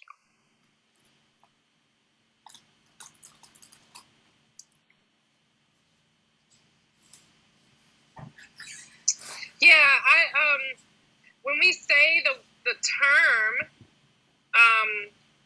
there's the connotation that goes with that, right? Bum. When we say the terms of lots of stuff, ADHD, bum, schizophrenia, all of whatever. See, this is where the words that are just so stupid. The words just make us, the words make us less than what we are. But if we were to remove the words and just looked at the aligned with the consciousness or the energy of it, then that's when we can really see the beauty. You know what I mean? So that's kind of how I, spoke about the things that were going on in America a year ago when there was the elections and all that stuff, and people wanted to know who are you going to vote for, who are you going to, what are you going to, and I'm like, you know what? I never said that I was going to vote, but if I were to say anything, I would look at the consciousness that's represented, not the person, but what does it represent? What is the consciousness? What is the energy that's being represented? And that requires you to remove emotion. That requires you to get back to that empty space, in order to recognize that. So when I say, yeah, I'm bumming more and more each day, I literally just removed all of my family room furniture is gone. 2 days ago, I had an antique table and chairs. The table's still in the garage, but the chairs are gone. And I set them out, on the curb where the bulk waste people come and pick it up. And before they could come get it, some of my neighbors grabbed it because they saw such value in those antique chairs. And it was funny because what I saw was something that's been sitting in my garage taking up space for so long that's not being used. So when I saw that my neighbors grabbed it, I felt the sense of generosity. And I also looked at the chairs. They were antique, and the way they looked, they were very small. They looked like little munchkin seats because, there was a time where we weren't as large as we are now as humans. We were smaller, but then we introduced hormones, all the synthetic stuff, and, we started to grow and get bigger. And in the 70s or 80s, I started noticing children in elementary school looking more like adults, and, girls developing faster, and boys, and, and I'm like, we're getting bigger. So now the furniture and the things that, we use in life, we've adjusted, or we've adjusted what we create based on our adjustment. So I guess that's why those chairs seem so valuable. But to me, the value was freeing myself of the idea that I was possessing something, holding on to something, and at the same time, keeping myself from receiving more. So my goal, I don't like goals. I'll say it differently. Goals are setups. Goals are setups for people to feel failure. And since I don't believe in failure, I don't really necessarily believe in goals. So my way of being is to be as empty as possible. And I'm like a cylinder. So when people say, yes, you're being a vessel, I'm being a cylinder. I'm being an open-ended cylinder where I'm open and empty enough for things to pour in. And as it comes through me, I get to experience it as it's on its way out. So whatever I receive, I know that I'm not to hold on to it. It's going to be poured out from me to someone else, and they get to enjoy it. So that's probably why I've been emptying my home. No one told me to do it. It's just been a feeling. It's been an inspired feeling to remove things that's no longer serving you. Allow someone else to be able to attract it into their experience. Because with you holding on to it, you're not helping the collective cycle. So, yeah, that's what I'll say. Pause. Hi, Lynn. Hi, Stanford. I just want to say hi. Cigar, my dude. Hey, nice to see you, Segar. Segar is, so I know on Clubhouse we can see the avatar, but perfect avatar. It inspired me once to try to capture the no thing, the space, the emptiness, which is the everything. So nice to see you.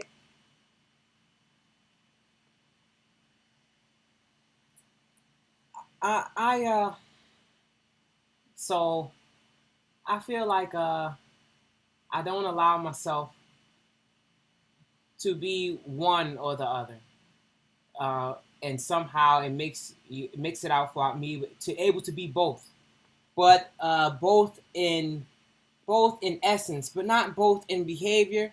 So like I don't make a habit of doing dark things. But then there comes the opportunity in life sometimes where you have to stand in the shadow of something that happened. More or less meaning like, for example, let's say if you were in a competition and there was one winner and a lot of contestants and you won. So now the thing is, what you can do is you can give your victory away to the person who you who lost to you, who you think thought deserved it, or you could pay homage to those people who didn't accomplish it. Because of them attempting to accomplish it, you were able to accomplish it. Like they kind of helped you to get to where you got. They helped you to reach that level because you had so many levels you had to transcend in order to be there. And you know, when sometimes it's just like they're not as fortunate as you are in that particular situation, and there's the nothingness thing. It's like I feel like that I'm preparing myself for the time of the cylinder, and I had some cylinder times back in the day, and it seems like I go through stages of not being so cylindrical, to use your term, uh, because I would say the shape is more of a, maybe it has more of a pyramidal structure. It's like a cone. Yeah, it's like a cone, like a funnel. And then on one end, it also has a filter. And so there's a wide end and that end is where the experience is coming in through a wide scope. Sometimes it's coming through a wide scope. And then as it's coming through this wide scope, it's compressed and compressed and compressed and compressed and compressed and compressed and compressed, and only the finest particles will make it through.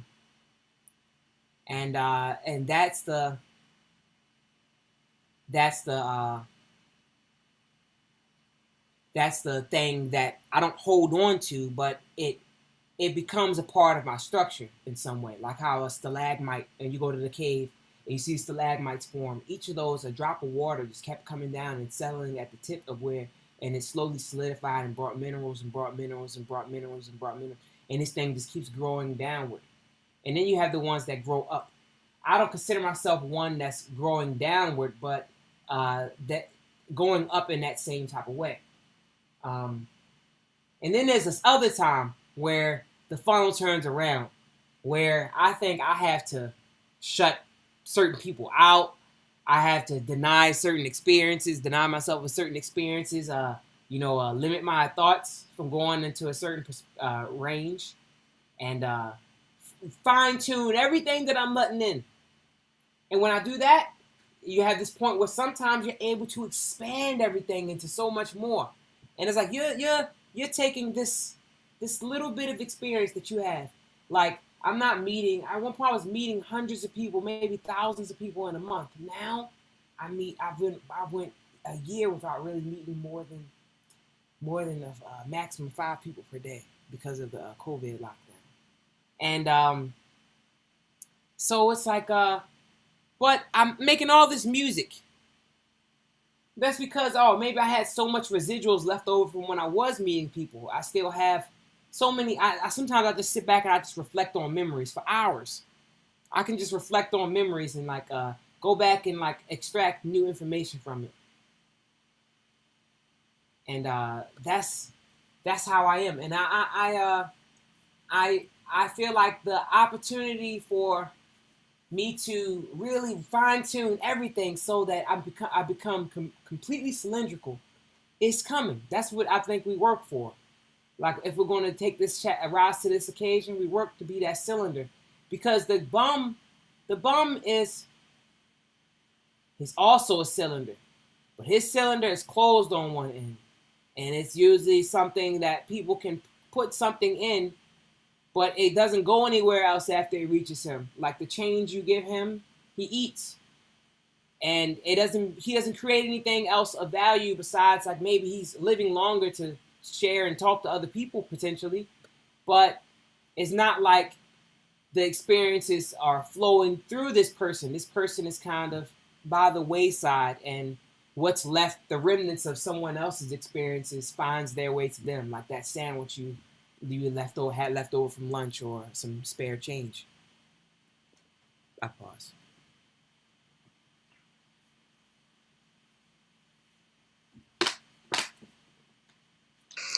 Am I audible? Hello. Yes. Yeah, to win the race, Stanford, I may be wrong, but to win the race or to attribute the success to people, those who also ran with you, I think are both a chatter of the mind. And it's like if I was to go to a temple or to a brothel, both are chatters of the mind. I think it's basically mind controlling us under all circumstances. So it keeps on, it's a chatter of the mind. So I think there is the third state where the mind has to stop. So as Lynn said, to give away or to hold, both are, I think are chatters of the mind, and it is so entrenched that we just shift from A to B, and we create pseudo. We are so slaves to the chatter, and we continue to move from chatter A to chatter B, thinking that we are moving, but I think we are going around in circles. I feel like that. I yield. I'm done.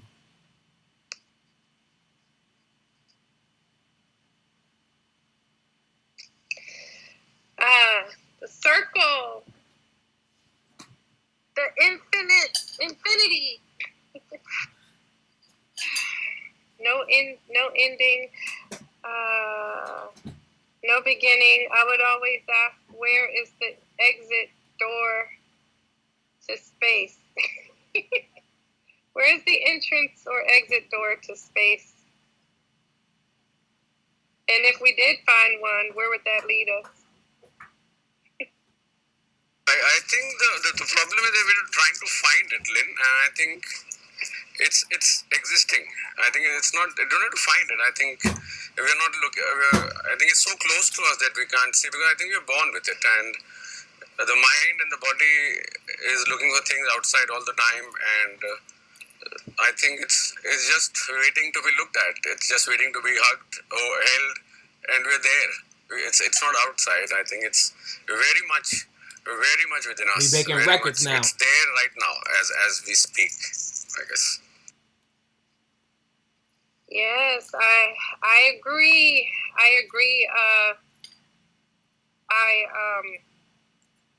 I think it is. It just is. And there's so many different ways we try to express it. It's kind of why I have this whole thing about words. Earlier, Richard and I were talking about telepathy, and and I think that gets us, just like other things, but that gets us close to realizing that we just are. That thing that we keep trying. I mean, think about all the different. And I see Tezra here with her avatar. About stop the division. She had a full day, all day event yesterday around the unity and the uniqueness of us all. But realizing that we are that thing that just is.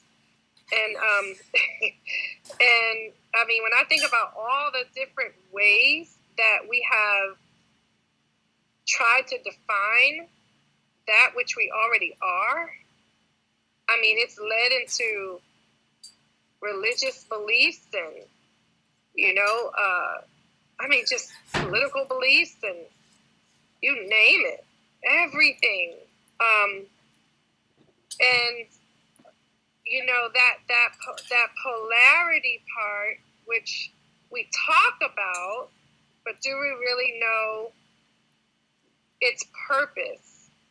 I think before you came in, when I was talking about my son asking me when he was really young, or not asking me, but telling me that he believes God and the devil are the same person. And the more I considered that as we talk about light and dark and, our higher self and our lower self and the ego and the energy and all of this stuff, it all is the same thing. So when you said, Cigar, just that we're trying to look for it, I so resonate with that. But when I ask people the question, about infinity, and ask them if you thought of it as space, that emptiness or whatever, where is the entrance? Where is the exit? There is none. It just is. And even like you said, trying to look for the entry or the exit is missing the mark of knowing that it just is. It is you, and you are it. And as we, have our experiences, as Richard and I were just talking about, being the bum people, have those connotations and thoughts around words because words have trained us. But a bum is so free, just like we think of the richest person in the world being free. We think it's how you perceive, how you see the thing that you're looking at. And if it weren't for that thing having the opposite of itself, then we wouldn't actually see anything. That creation that occurs is because of the contrast. It's because of the polarity. So, how do we get? So my question would be, how do? And I'm gonna make it interesting. So the answer cannot be to look within. That can't be the answer because we always hear that. So I'm trying to see what other way can we realize that we are the thing that just is. So how would you help anyone realize that? That's a question that I want to pose. I'd like to. When you said the bum, I think there are three stages of intelligence, if I may say. One is a bum, and one is supreme intelligence, the one who's realized. And the third one is, I think, most of us. The third one says that I know, I read, I know the words, I know the language, I go to the church, I go to the temple, I do the rituals, I understand all the concepts, I know. And that's our ego playing games. And I think then there is no direct connection from I know stage to the enlightened, the realized place. I think it can only go to the bum stage. At least the bum says, I don't know. I don't know. I have no idea what it is. And I'm just happy the way I am. But I think most of us are in the stage where we say, I know. No matter how inquiring we are, but deep down, we feel that we know, and our ego says we know, and we're not able to move away from that stage. And that's where it all ends. That's where we elect from the knowing stage, we elect our political leaders, which make our decisions. And I think a very genuine not knowing, and absolute surrender, for lack of better word, absolute giving up and saying, I'm tired, I have no idea what is happening, and I'm going around in my belief systems which are borrowed. I think a genuine not knowing going to the bump stage there's a possibility that we may realize, but when you keep on saying you know something, how is there anything else? There's no space for anything else to come. I think deep down our ego, our knowledge, our intellect keeps on repeating to us that I know. No matter how humble we want to be, but I think that I know stage is the most dangerous stage according to me.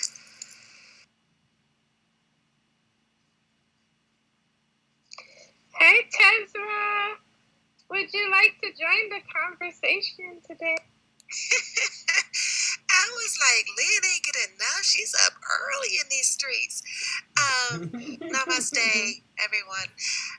Can you restate the question? Oh, yeah, sure. And just, I don't know if I'm resetting, but I just came in and joined Stanford and Richard, these two beautiful, incomparable souls in this space. And they were explaining that they do a podcast and they do a YouTube channel, and now they're starting to do Clubhouse together. And you know, it was just three of us in here at one point, and so it kind of sounded more like an interview, Stanford said. And then eventually I got this little green thing on my on my avatar here. So we've just been bouncing back, you know, thoughts and exchanging views. And it went from, for me, the question was, you know, do you think the younger generation are wasting time? And it went from there all the way into, you know, telepathy. And now we're talking about, I don't even know what to call it, frequency. We're just talking about, you know, what this is all about. What is life all about? What are we here for? So the question I had was, you know, now that we've been discussing the space of purity, that's the best word I can come up with right now. You can hear me, right? The no thingness, you know, that's that emptiness where we can experience all things. How would someone guide someone else to realize what that is? How would you be able to tell someone, you know, like for example, with your organization, how would you be able to help someone realize that they are already one thing, even though the expression of that one thing looks like many different unique things? How would you tell them that without pointing them towards looking within? Does that make sense? Yeah, that makes perfect sense. And that question, well, taking that answer off the table, it really take that answer off the table, yeah. guides the person who is helping to guide others to even examine their journey and their space even more closely. Because my answer would be, at this point, that's a good question. I don't know. Because I don't know what's outside of within. And I don't know how to guide people from the outer to go within, right? Other than just saying, you know, what the tools are and what the practices are of going within. Like, how do you stay on the outer edges of that and then guide them in? Like, how do you meet them outside of it and then have them journey with you inward, you know, rather than just taking them inward, like you're saying? How do you meet them outside, like on their playing field, on their playing ground, and then you both journey within, what with you being their tour guide? Like, that's, you know what, but if when when the answer does come to me, that's just simply going to strengthen my ability to help others. So I'm going to sit with that. Thank you. Treasurer, if I may ask, I think can we really, that's to everybody, Richard and Lynn, can we really guide anybody? Or I started a company 10 years back, 300 people. Not one person has aligned. I tried, I spoke. A, I'm not able to explain properly. B, I'm speaking on a superficial level. I have not experienced that. And I have not experienced it. I think maybe Jesus or Buddha, they did. And I don't think so. Even Buddha said that I can't change a single person. There's no point in me giving lectures. So I don't know whether we can really be guide to anybody, because are we really experiencing what we're saying, or we're just saying just because we heard somewhere or read somewhere. So I think because it's not coming from the truth, the original space, it never affects anybody if it has to. I don't think so. I think we are the only person we can change is ourselves. I doubt we can discuss about it, but I doubt whether any change we can guide anybody. Or I have my doubts. I'm just I'll be quiet for now.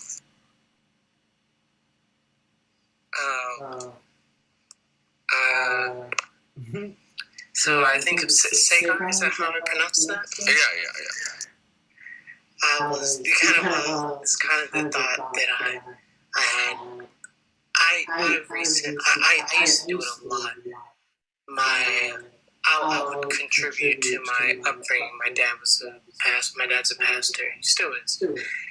And so I used to go with him to evangelism, different things on Saturdays, and they would always go into people's houses and preaching and speaking, feeding people. And then one of his things was like, if you give people food, they'll stay and listen to you speak about the Word of God.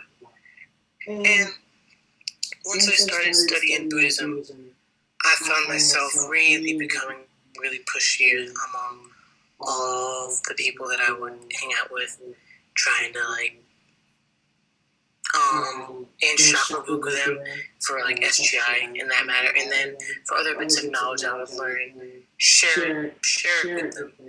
And as I continued even up until this day, you could say that I realized how I projected my hope and ideals about people onto them, and then thus that encouraged me to take this approach to be like, I would in my head have right, this person is close to seeing, I would call it peering over into the cup or something like that. And I would say, this person is close. And the thing that has gotten better is it's the length of time it takes for me to realize that I'm full of shit has drastically dropped from what used to be months, years to now. It takes it took not even an hour for it to allow me to realize, word, that's once again me projecting myself into their reality and seeing how what I think I know or what I've been practicing could in a way help them with just the mundane aspects of their life. As Buddhism say, not specifically the noble aspects, but more of just the mundane aspects of their life. But even those, as I've began to realize more and more, which sometimes it would at point make me feel a deep pit of sadness, because it would occur to me that the only realization that I can actually do is put all of my effort into developing myself and being whoever I'm supposed to be in the world. That's it. Anything else, trying to do anything else, trying to make someone else into who they're supposed to be, who I think they should be in the world, it just doesn't work. And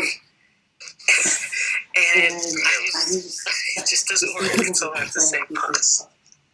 Can I chime in for on this because I agree with the both of you. And I think back on how I embarked upon my journey because there is a difference between a church or a clergy in the church or somebody like that, and then a spiritual teacher for me. So I actually left the church because I felt like they were trying to shove their beliefs Richard, I'm about to ways drop down some my shit on throat you. and didn't Okay, give wait me till I room talk. to explore my own spiritual journey. Then I left, and then I just opened myself up to say, universe, just show me something, because I was beginning to believe there wasn't even a God. Like, I really got to a dark place. And then my journey started with the book Conversations with God by Neil Donald Walsh. And so from that point, the dots it's kind of like when you're walking a river and the stones are just appearing as you take the next step, or connecting the dots, as we typically say. So as I'm moving along in my journey, I'm connecting the dots, and I was starting to say, I want a spiritual teacher. I want, but that person would never show up. And then I got to a point in my journey where the spiritual teacher did show up, because the student, I was ready. And I know the difference, because my spiritual teacher did not tell me to do anything, did not force me to do anything, did not require me to do anything. She was simply, and still is, simply a guide. I know Gandhi, when, he was boarding a train to his next talk or walk or appearance or whatever, and a reporter rushed up to him and said, Gandhi, what shall I tell the people? What message can you give to me to share with the people? And Mahatma Gandhi said, before he boarded the train, he said, my life is my message. And so, and I think that that's what a spiritual teacher is. They lead by their life. You just, you look at their life and see their freedom, their spiritual liberation, and you take the gems and the jewels, what resonates with you, and you gobble them up. And that which doesn't, you leave it there. And maybe you'll be drawn to it or appeal to you later. But I think that we are here to serve one another. I think that we are here to be the light on someone's path. And we're not telling them what to do. I think for me, that's the difference between church and a spiritual path. Is that we're not telling anyone to do, but from how we live our life and that place that we come from, it will speak for itself, and it hopefully will affect someone else. I think we're here to serve each other. So I think that's the difference for me. This is Tezra, and I pause.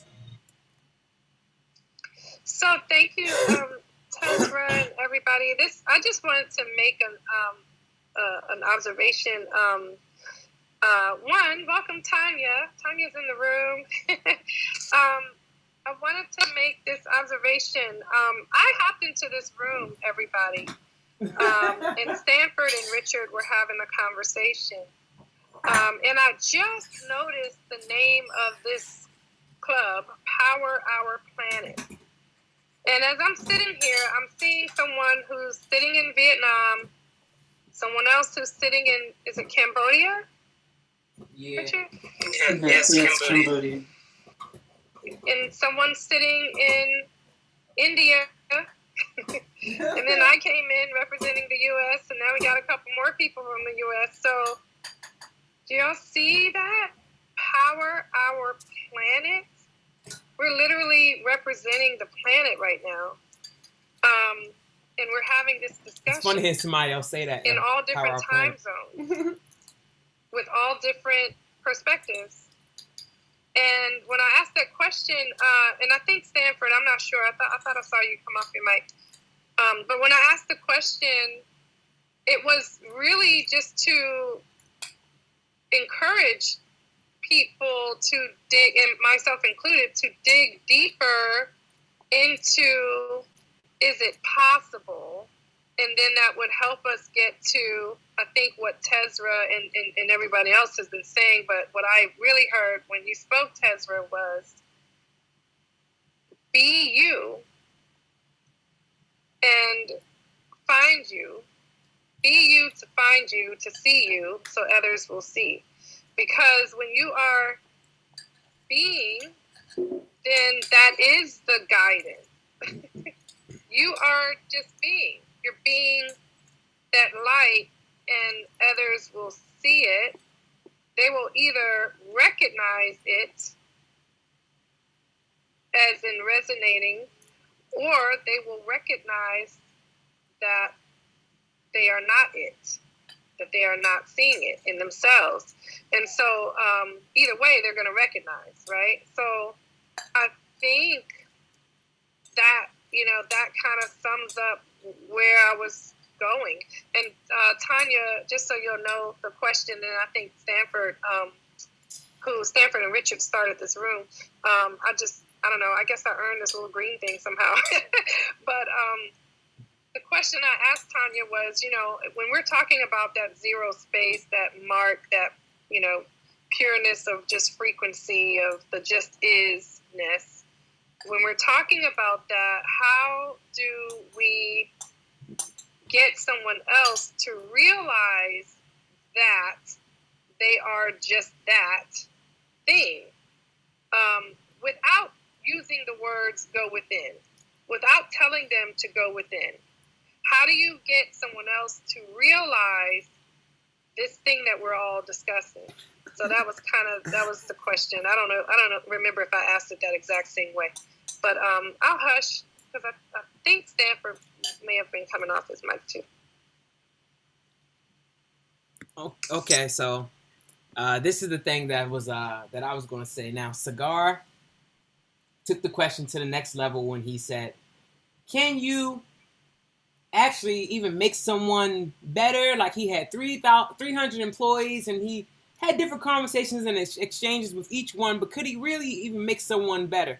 Then he said, it's really just up to you to do it. Okay, so then you have Richard. Richard is like the unknown, one of those people who is like the unknown variable. The reason why I say this is because before meeting Richard, can't really recall anyone who was quite like this. So I met Richard in Cambodia at some poetry thing, and I was just going to come there and vibe out with my friend or whatever. But Richard was there. We were the only two Americans there, and he started rapping, and then I think I played guitar for somebody else to rap, but I don't think I actually rapped or anything like that. But he could tell I was a rapper. I had music out. After we ended up exchanging, I told him about it. And then after that, he became what I called at the time. I called him Hip Hop Tinkerbell. The reason why I called him Hip Hop Tinkerbell, not as a joke against him, but it's because Tinkerbell on Peter Pan was the one who, if you believed in yourself and you had the wonderful thought and everything, that's how you fly. But it won't work unless you have a little tiny bit of fairy dust. Okay, so what is the fairy dust in this situation? The fairy dust from him is that he would just ask me to rap. So I'd kind of be chilling somewhere, I'm performing music and singing and playing instruments in the evenings or whatever. But if I don't have a show, I'm kind of just chilling out. And he shows up one day. He's like, yo, let's I set it up that we could perform a few songs, yo. Let's rip up this mic right quick. And I'm like, I can't say no to him because he more or less expressed some type of earnest belief or something. I can't explain what it was. If somebody else, I've been asked to do something like rap or something like that in a situation where I didn't exactly want to do it and I didn't think anything of it. But for him, I kind of didn't say no to him. And so next thing you know, I go over there and I rap and I'm rapping and I'm like, word, that was cool. That was fun. I said some things I didn't think I would say, and it was a cool freestyle. All right. And then time goes on and he does it again. And it's like, all right. So yeah, you definitely this hip hop Tinkerbell character. You always do that. You always bring up hip hop. I wasn't really doing hip hop per se until Richard. And then when the COVID-19 lockdown happened, right before that, Richard hit me up like, hey man, I want to do a podcast together. I'm like, sure man, we can do a podcast together. So I kind of didn't exactly want to do it per se, except that we had good phone conversations, and I make Facebook Lives all the time, but I just kind of saw it as something I do impromptu. And if I can just, we can just have a conversation or whatever, and that could be the podcast. All right, cool. So he started to take off some of my Facebook lives, the little monologues I give on there, and he put together the whole podcast setup. And then we started to do it on the phone. Have the podcast over the phone on Facebook Live or whatever he recorded. And then we upgraded. We both got studio setups in our respective locations, and then we're making music, and we had higher quality audio, and then we started doing the podcast more often. And these changes that happened, that I could say happened, were influenced directly by my exchanges with Richard. And the whole time, Richard comes to me sometimes and asks me things, like in a way where, like, sometimes I don't want to tell him anything because I transform into this preacher, like this person that's trying to, I don't know, impart information on another person in a way that's supposed to contribute to their improvement by all realms that I could observe. It may not be exactly true, objectively, from the highest standpoint, but to me, I think that the things I'm saying could be helping them. But I'm kind of pushy, right? So maybe I should stop. And I'd be like, he hit me up and he asked me, I'm like, no, man, I usually be doing that, but I'm kind of too pushy about it. So I kind of want to give you a break on that, man. Man, let you, you're going to evolve the way you want to evolve. And he'd be like, no, but I appreciate when you share that stuff with me. And I was like, all right, he appreciates it. You ask me again, okay, I'll tell you. And so we have this kind of working in tandem thing where I learn stuff from him. Sometimes he says something and I'm like, all right, word. Then later on, after we get off the phone or something, I think about something else and it's like, oh, I can understand how his words had another meaning. Whether he meant that or not, it's a certain type of friendship you could learn from another person. And so I can't say that I consciously make him any better or he consciously makes me any better. But I would say that we have a friendship in which we're kind of like mentors to each other. And that's why we set the perfect dynamic somewhat for us to start podcasting. All right, I pause now. Beautiful day, everybody. Stanford, thank you so much for this space. Thank you for your share. I'm just a little late. I appreciate pinging me in earlier. And what a beautiful conversation we're having this rising about this whole sense of people who are drawn to you, this whole idea of, the whole, get into yourself or get into your inner self. My feeling is the reason why, at least my experience, the reason why I'm drawn to you, Stanford, Lynn, Cigar, Tezra, Richard, I don't know you that well, but it's this energy. I feel like once you are on this certain frequency and you are moving at a certain frequency, you attract other individuals in your life unknowingly who are at that frequency, and you flow with each other. And when you talk with each other and exchange, you don't have to tell this person, oh, well, I'm doing this work, da-da-da-da. Just based on the conversations you're having, you're elevating each other by your flowing, by your talking, by your discussions, by, whatever's coming up. You may have like a spiritual divine download, and this is this individual that you could talk with and share with, and then they're getting something out of it and you're getting something out of it. So I really feel that it's truly about just being yourself at that frequency. And you don't have to tell somebody, because people will, I've seen it myself, and I believe most of you have heard this example that I've shared.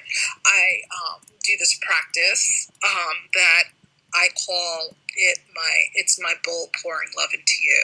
And for Mother's Day, I had called my sister who hadn't spoken in a while, and my Tibetan singing bowls basically poured love into her. And I said some words to her, and she was like, "What are you doing?" And I said, "What do you mean what I'm doing?" She was like, "Because I want to get on that." And I was just like, "Well, okay. I didn't have an answer for her because it was like I was just being, and it kind of stumped me. And I said to her, I said, well, I said, I've opened myself up. I said, I did say to her, I have opened myself up. What did I say? I have opened myself for support. I realized that I can't just hold on to stuff and just do everything by myself. And I have opened myself up for support. And I told her the name of one of my spiritual teachers and basically my therapist. And that was it, but I feel like people in your life will see a difference. Some of them may question it. Like people in my family are like, okay, you want another level. I'm not messing with you. I don't really understand you. And they joke, but they see something in you,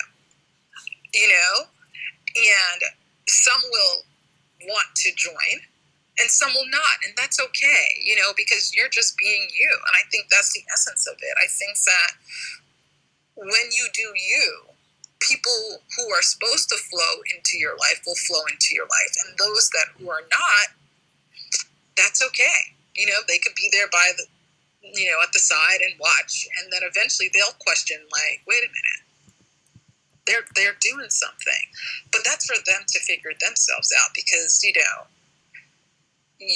a cigar says, you have to be the watcher of yourself. And that's like my mantra, and I say it every day, like, be the watcher of yourself. So, I really feel deep in my heart when you are at that frequency that people just gravitate towards you, and you just have to know who you're flowing with. And you can tell that easily at times through conversations, who are individuals you want to keep in your life, or who are individuals who are like, yeah, this is not for me. And you just deal with them and however you feel to deal with them. And on that, I will pause. One love. Thank you for me.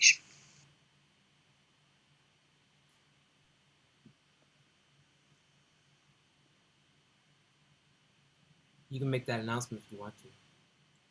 Then we're going to end at 10. I would like to add what Richard was saying, that at a deeper level, we impose our thought processes and our belief systems on others.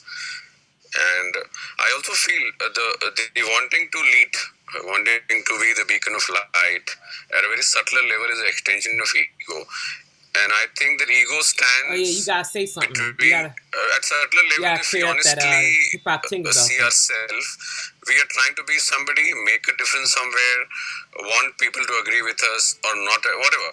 I think when that ceases to exist and actually you experience death before actually physical death, and let's be a vessel where that whatever that energy is, we actually don't have any existence, no brain, no mind, nothing, and let that energy function. That is when I think that energy will be happy to function through us. Otherwise, it's a various avatars of our ego trying to project ourselves from the various aspects of whatever we are doing.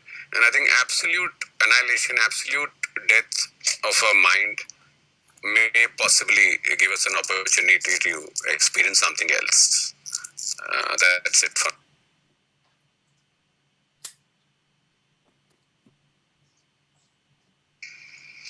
Thank you, Sayer. So I just want to say that we will end at 9:45 because I have to where I'm at. I can't really make noise after that. And also, I want to make a comment on Stanford said about. Oh, I had my reflection on what has been passed. Thank you, Tanya. Thank you, Sagar, Lin, and Tezra, Stanford. I have a lyric and it says, stop something. It goes, Tinkerbell, solid as a rock, soft as the water when the waves roll off. Yeah, turn a computer, yeah.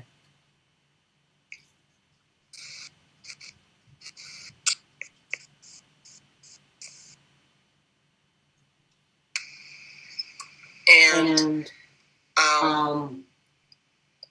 So I think of that and how that relates to what we've been talking about. And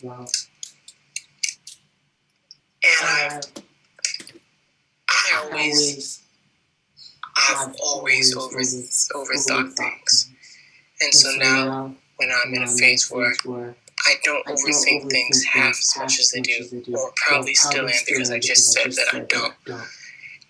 And I kind of watch things and I see people do certain things, and sometimes I'm surprised that it happened. I'm not surprised, but I have an opinion about it happening. And then I also reached this new phase where I realized that, it's actually that feeling that rumbles up when something happens. Maybe you get angry or something. That's actually it's not bad. And also, I realized now that even that feeling, that's just a response I'm having. I can separate that idea of myself that I'm having that response to that situation, not that individual per se. And it makes me think of everything and what's going on, some of the books I'm reading, and everything that's happening simultaneously. Nothing is happening. But what is happening from the two eyes, from like my five senses that I can see, is that there's people around, and some people are doing one type of thing in their life, other people are doing another type of thing in their life. Some seem really happy, some don't seem so happy. Some seem to be yearning and yelling out for some type of guidance. Some are going a path and they know it's not the path, but since there's seems to be dollar signs at the end of that path, that is the path that they're going. And although none of this may matter really, within Buddhism, I believe it's the Lotus Sutra. It talks about how in the different ends of the periods and times that really you're supposed to be giving alms to people, no longer to the monks. The alms is supposed to be given to those around you. And think of alms as like blessings and money to help people survive and different stuff. And I think of that, it goes right back to just living, being whoever that is. In one of the recordings that I pulled from Facebook of Stanford when he first began traveling, he's like, whoever that is, whoever you are, be that. And I think that's what it boils down to. I've had people tell me, they're like, I hate and love you because I find you wise. And I don't think there was ever a point in my life where I considered myself wise. And it's definitely not right now either. And then at the same time, people say that I wish you could be so free. And yet I look at Stanford, and I used to wish that I could be as free as Stanford. And so when I think of that, it's like, wow, that's the exact purpose. Just me somehow doing me and living my life. It is changing something in someone else's mind that's making them look at their reality different. And as they said to me, it is causing pain in their reality. But there's pain in childbirth. So I rest a pause. Thank you.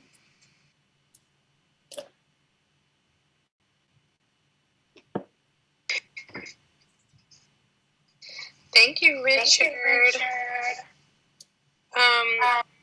You gave us a note about the time. So is it 9:33 your time now? Yes. Okay, so you guys are closing down in about 10 minutes? Yes. Okay, thank you. Stanford, are you here with us? Yeah, I'm here.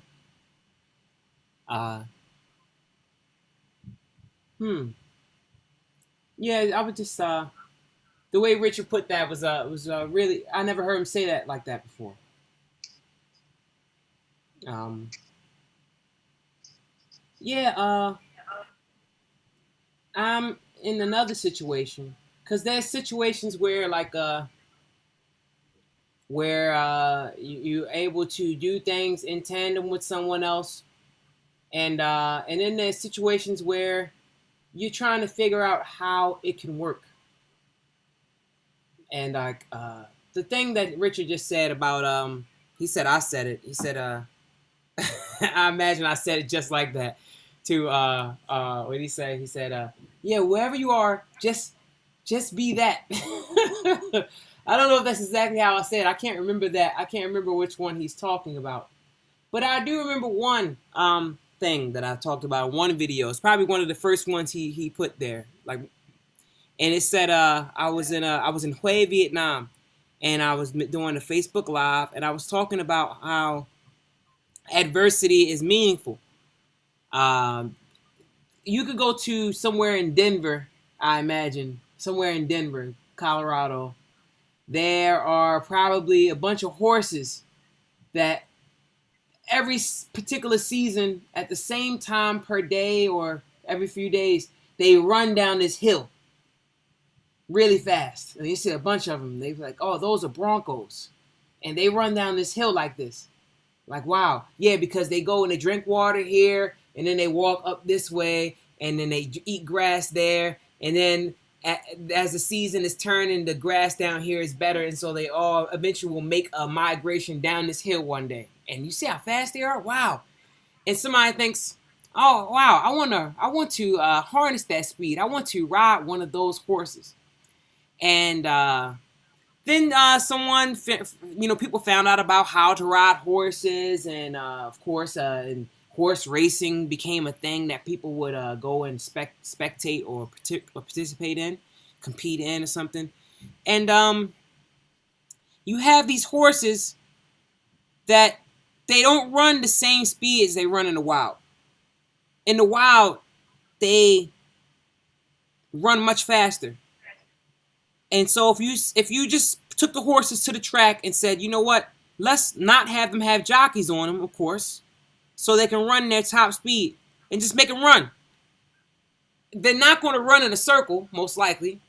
They're not going to finish the race. It won't be a race.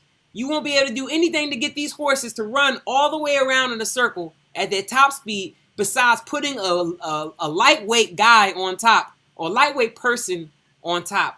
Maybe an animal, maybe some type of primate could be trained, but you have to put something on top that is aware that I have to make this horse go. Maybe in the future they'll have mechanical ones. They put a mechanical thing on the back of the saddle, and it whips the horse and it steers the horse. Maybe who knows? Technology, what kind of things that happen to push things to the limit. But nevertheless, the horse wouldn't run without being directed, and sometimes hit with the little rod, more or less like beat to go in the right direction. So it's like an adversity that pushes them. Another one I mentioned about the lobster. How the lobsters essentially can live forever. Like they actually outlive human beings. So every time you eat a lobster, you're actually eating something that would outlive you on this planet if left alone in its natural environment. And the lobster shell doesn't grow. So the lobster has to take off this shell at some point when he realizes that it's time to grow. He has to strip himself down to a situation where he's vulnerable, and then he can reform another shell. And he continues to grow and grow and grow and grow. And so it's like all these things, they grow from their discomfort, their adversity. With Richard, like he kind of helped me to grow in certain situations where I would have been inactive at that time because I felt like I could. I a lot of the situations flow through. I wasn't trying to make anything happen in that particular situation, but he was, and he inspired that, and in many other ways. So many different ways that life has blessed me by having a friendship with Richard. Um, and I could say that my music progressing to the point that it is now happened because of us starting to work together. And we haven't been in the same country in maybe 3 years. We haven't been in the same place in about 3 years. And when we were in the same place at the beginning, we were not so cool with each other per se. We were cordial. We could talk. We could hang out. We were friends. But back then, I wouldn't talk to him because I felt like we were on different frequencies, and I didn't want to interfere with the frequency he had because I don't like to look at it like I figured that I was further ahead in some way. But it was like you can't teach an old dog new tricks, and it's like, well, yo, you're gonna learn some new tricks that I probably won't learn. And I learned what I learned because I went through what I went through to learn what I learned. And I could tell you what I learned, but don't just go and fall in line behind the stuff that I learned. There's some things that you're going to learn that I won't learn. There's some things that you can do that I won't do. And that's how I don't know, it goes in tandem. That's how we look up to each other.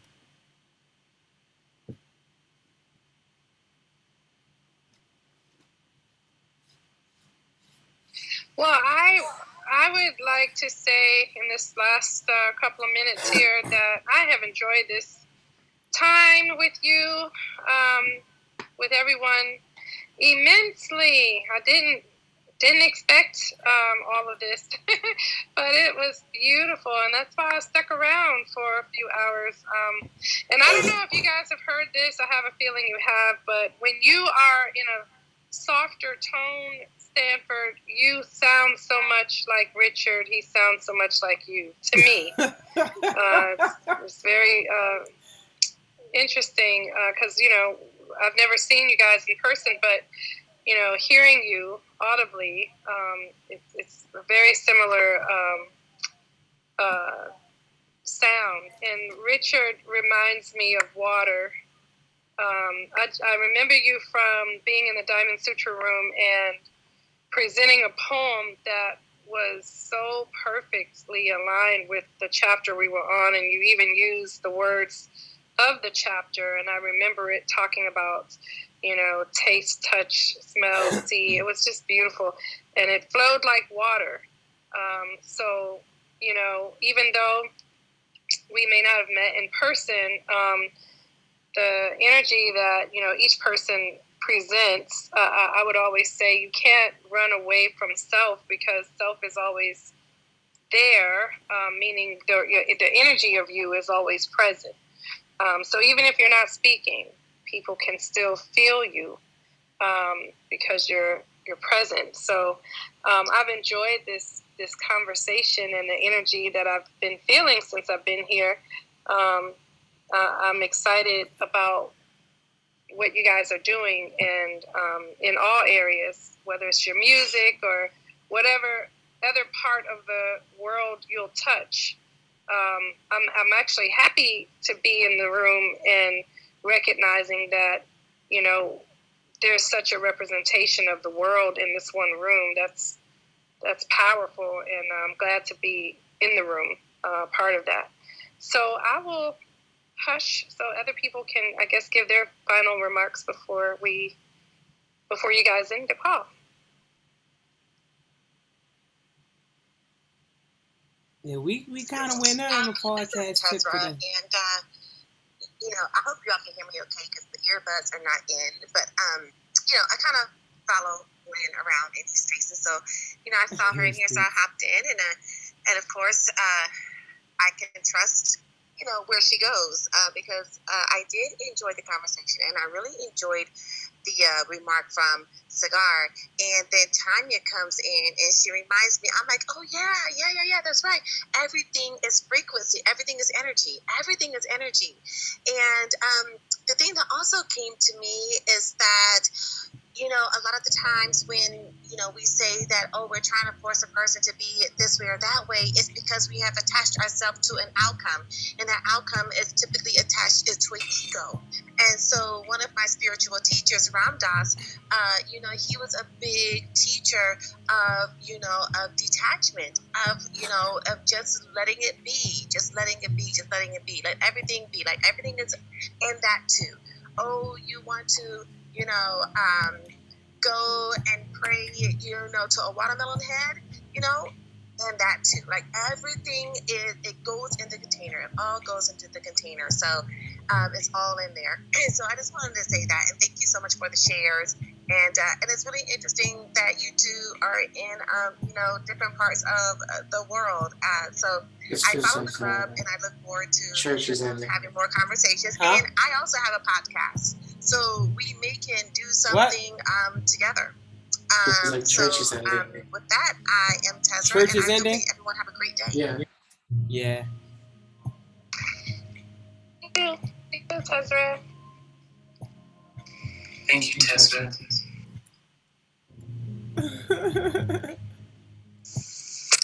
Hey, so yes, I'd also like to say, you know, the energy and the vibe in this space, it was just so beautiful, and it was so loving, and the conversation was so nice. So Stanford and Richard, thank you so much for creating this space.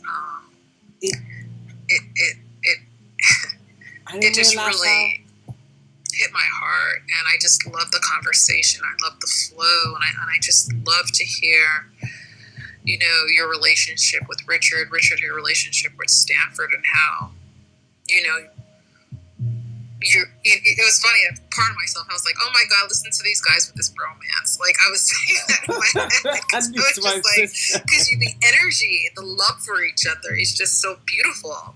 And I love to hear that. And then to find out that you're not even in the same space, and how you are basically, through energy and through just your experience, I wouldn't say pushing each other forward, but you're pushing each other forward in a very energetic frequency way, because you guys are vibing at that level.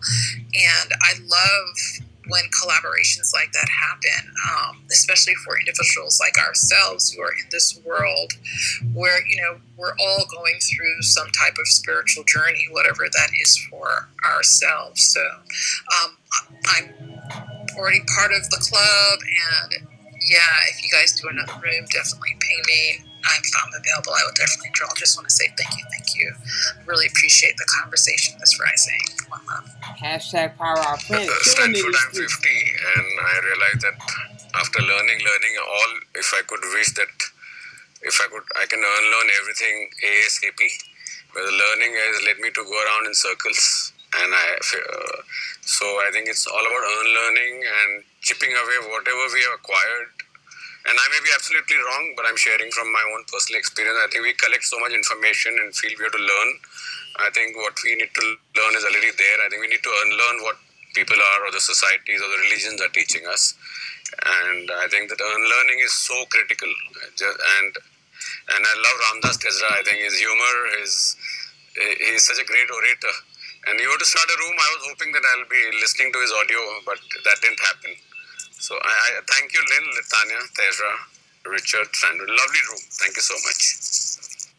I just want to say that Tanya and I are starting a Ram Dass clubhouse room next week or so. Swear. Yeah, so be sure to join. And one more thing, Cigar, is my club is based off exactly what you said, unlearning.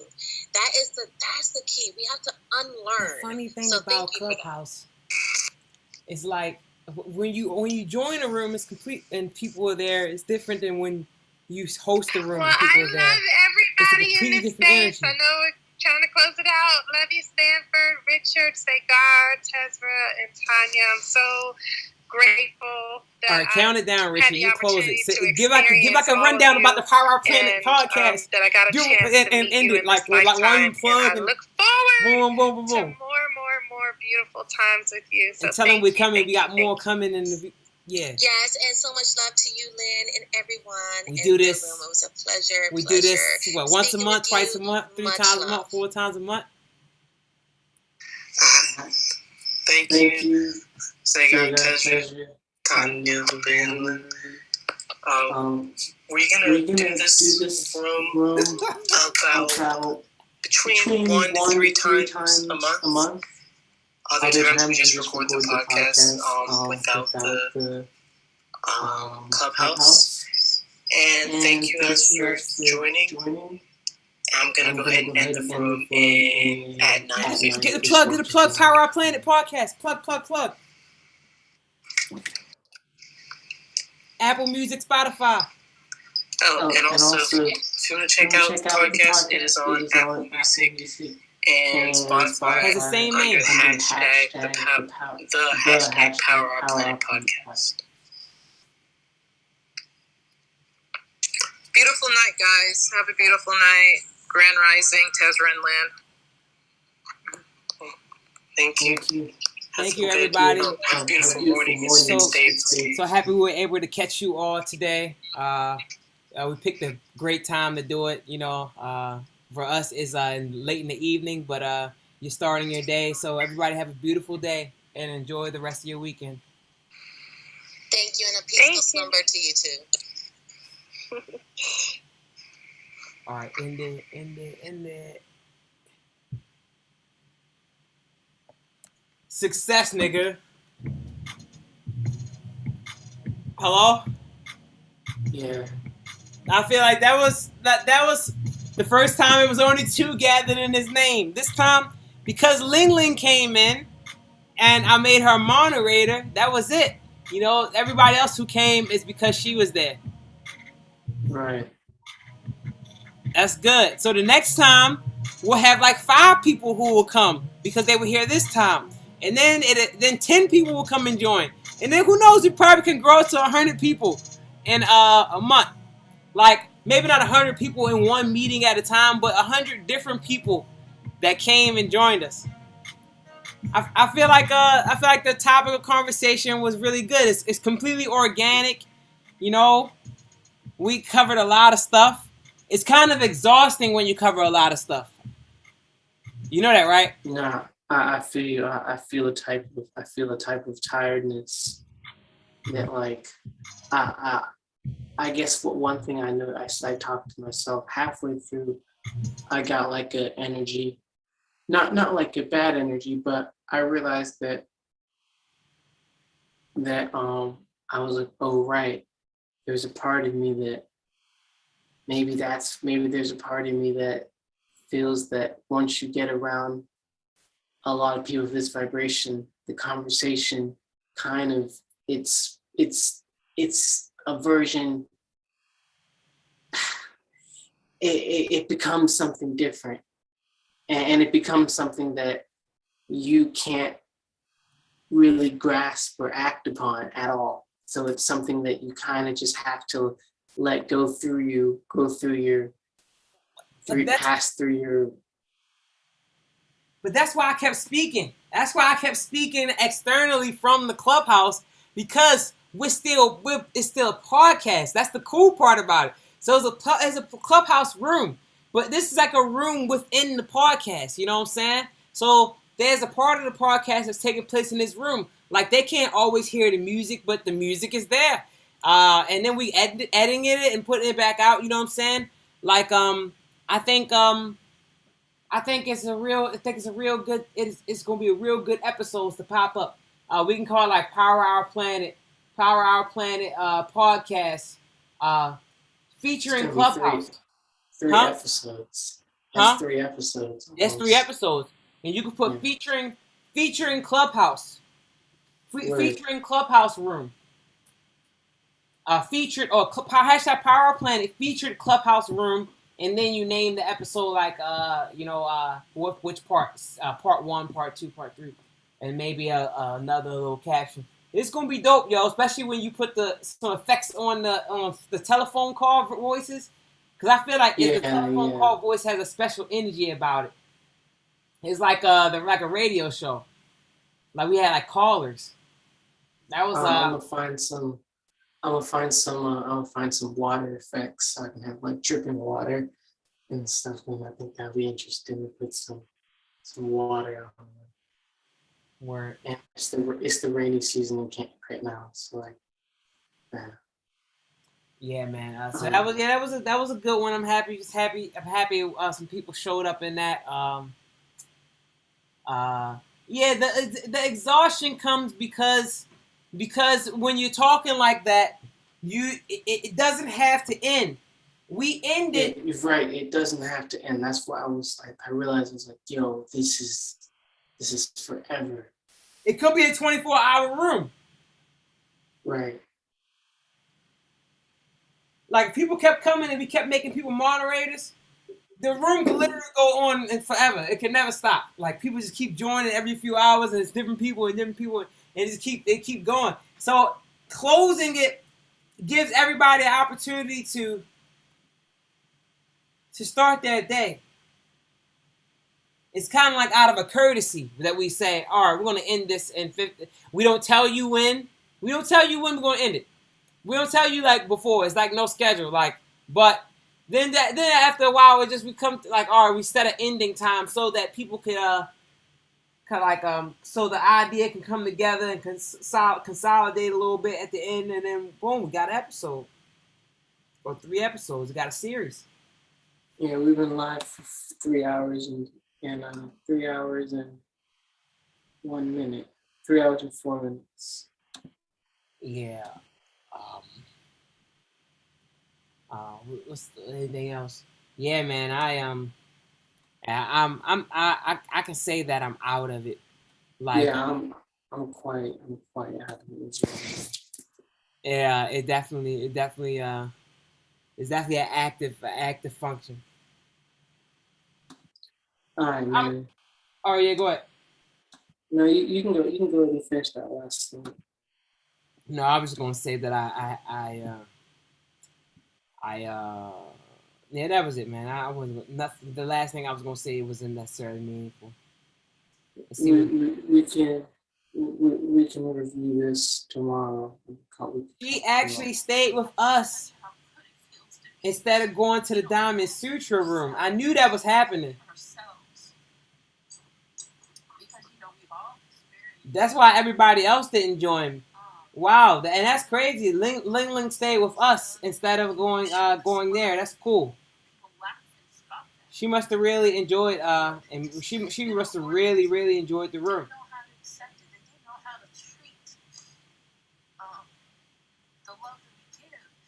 Wow.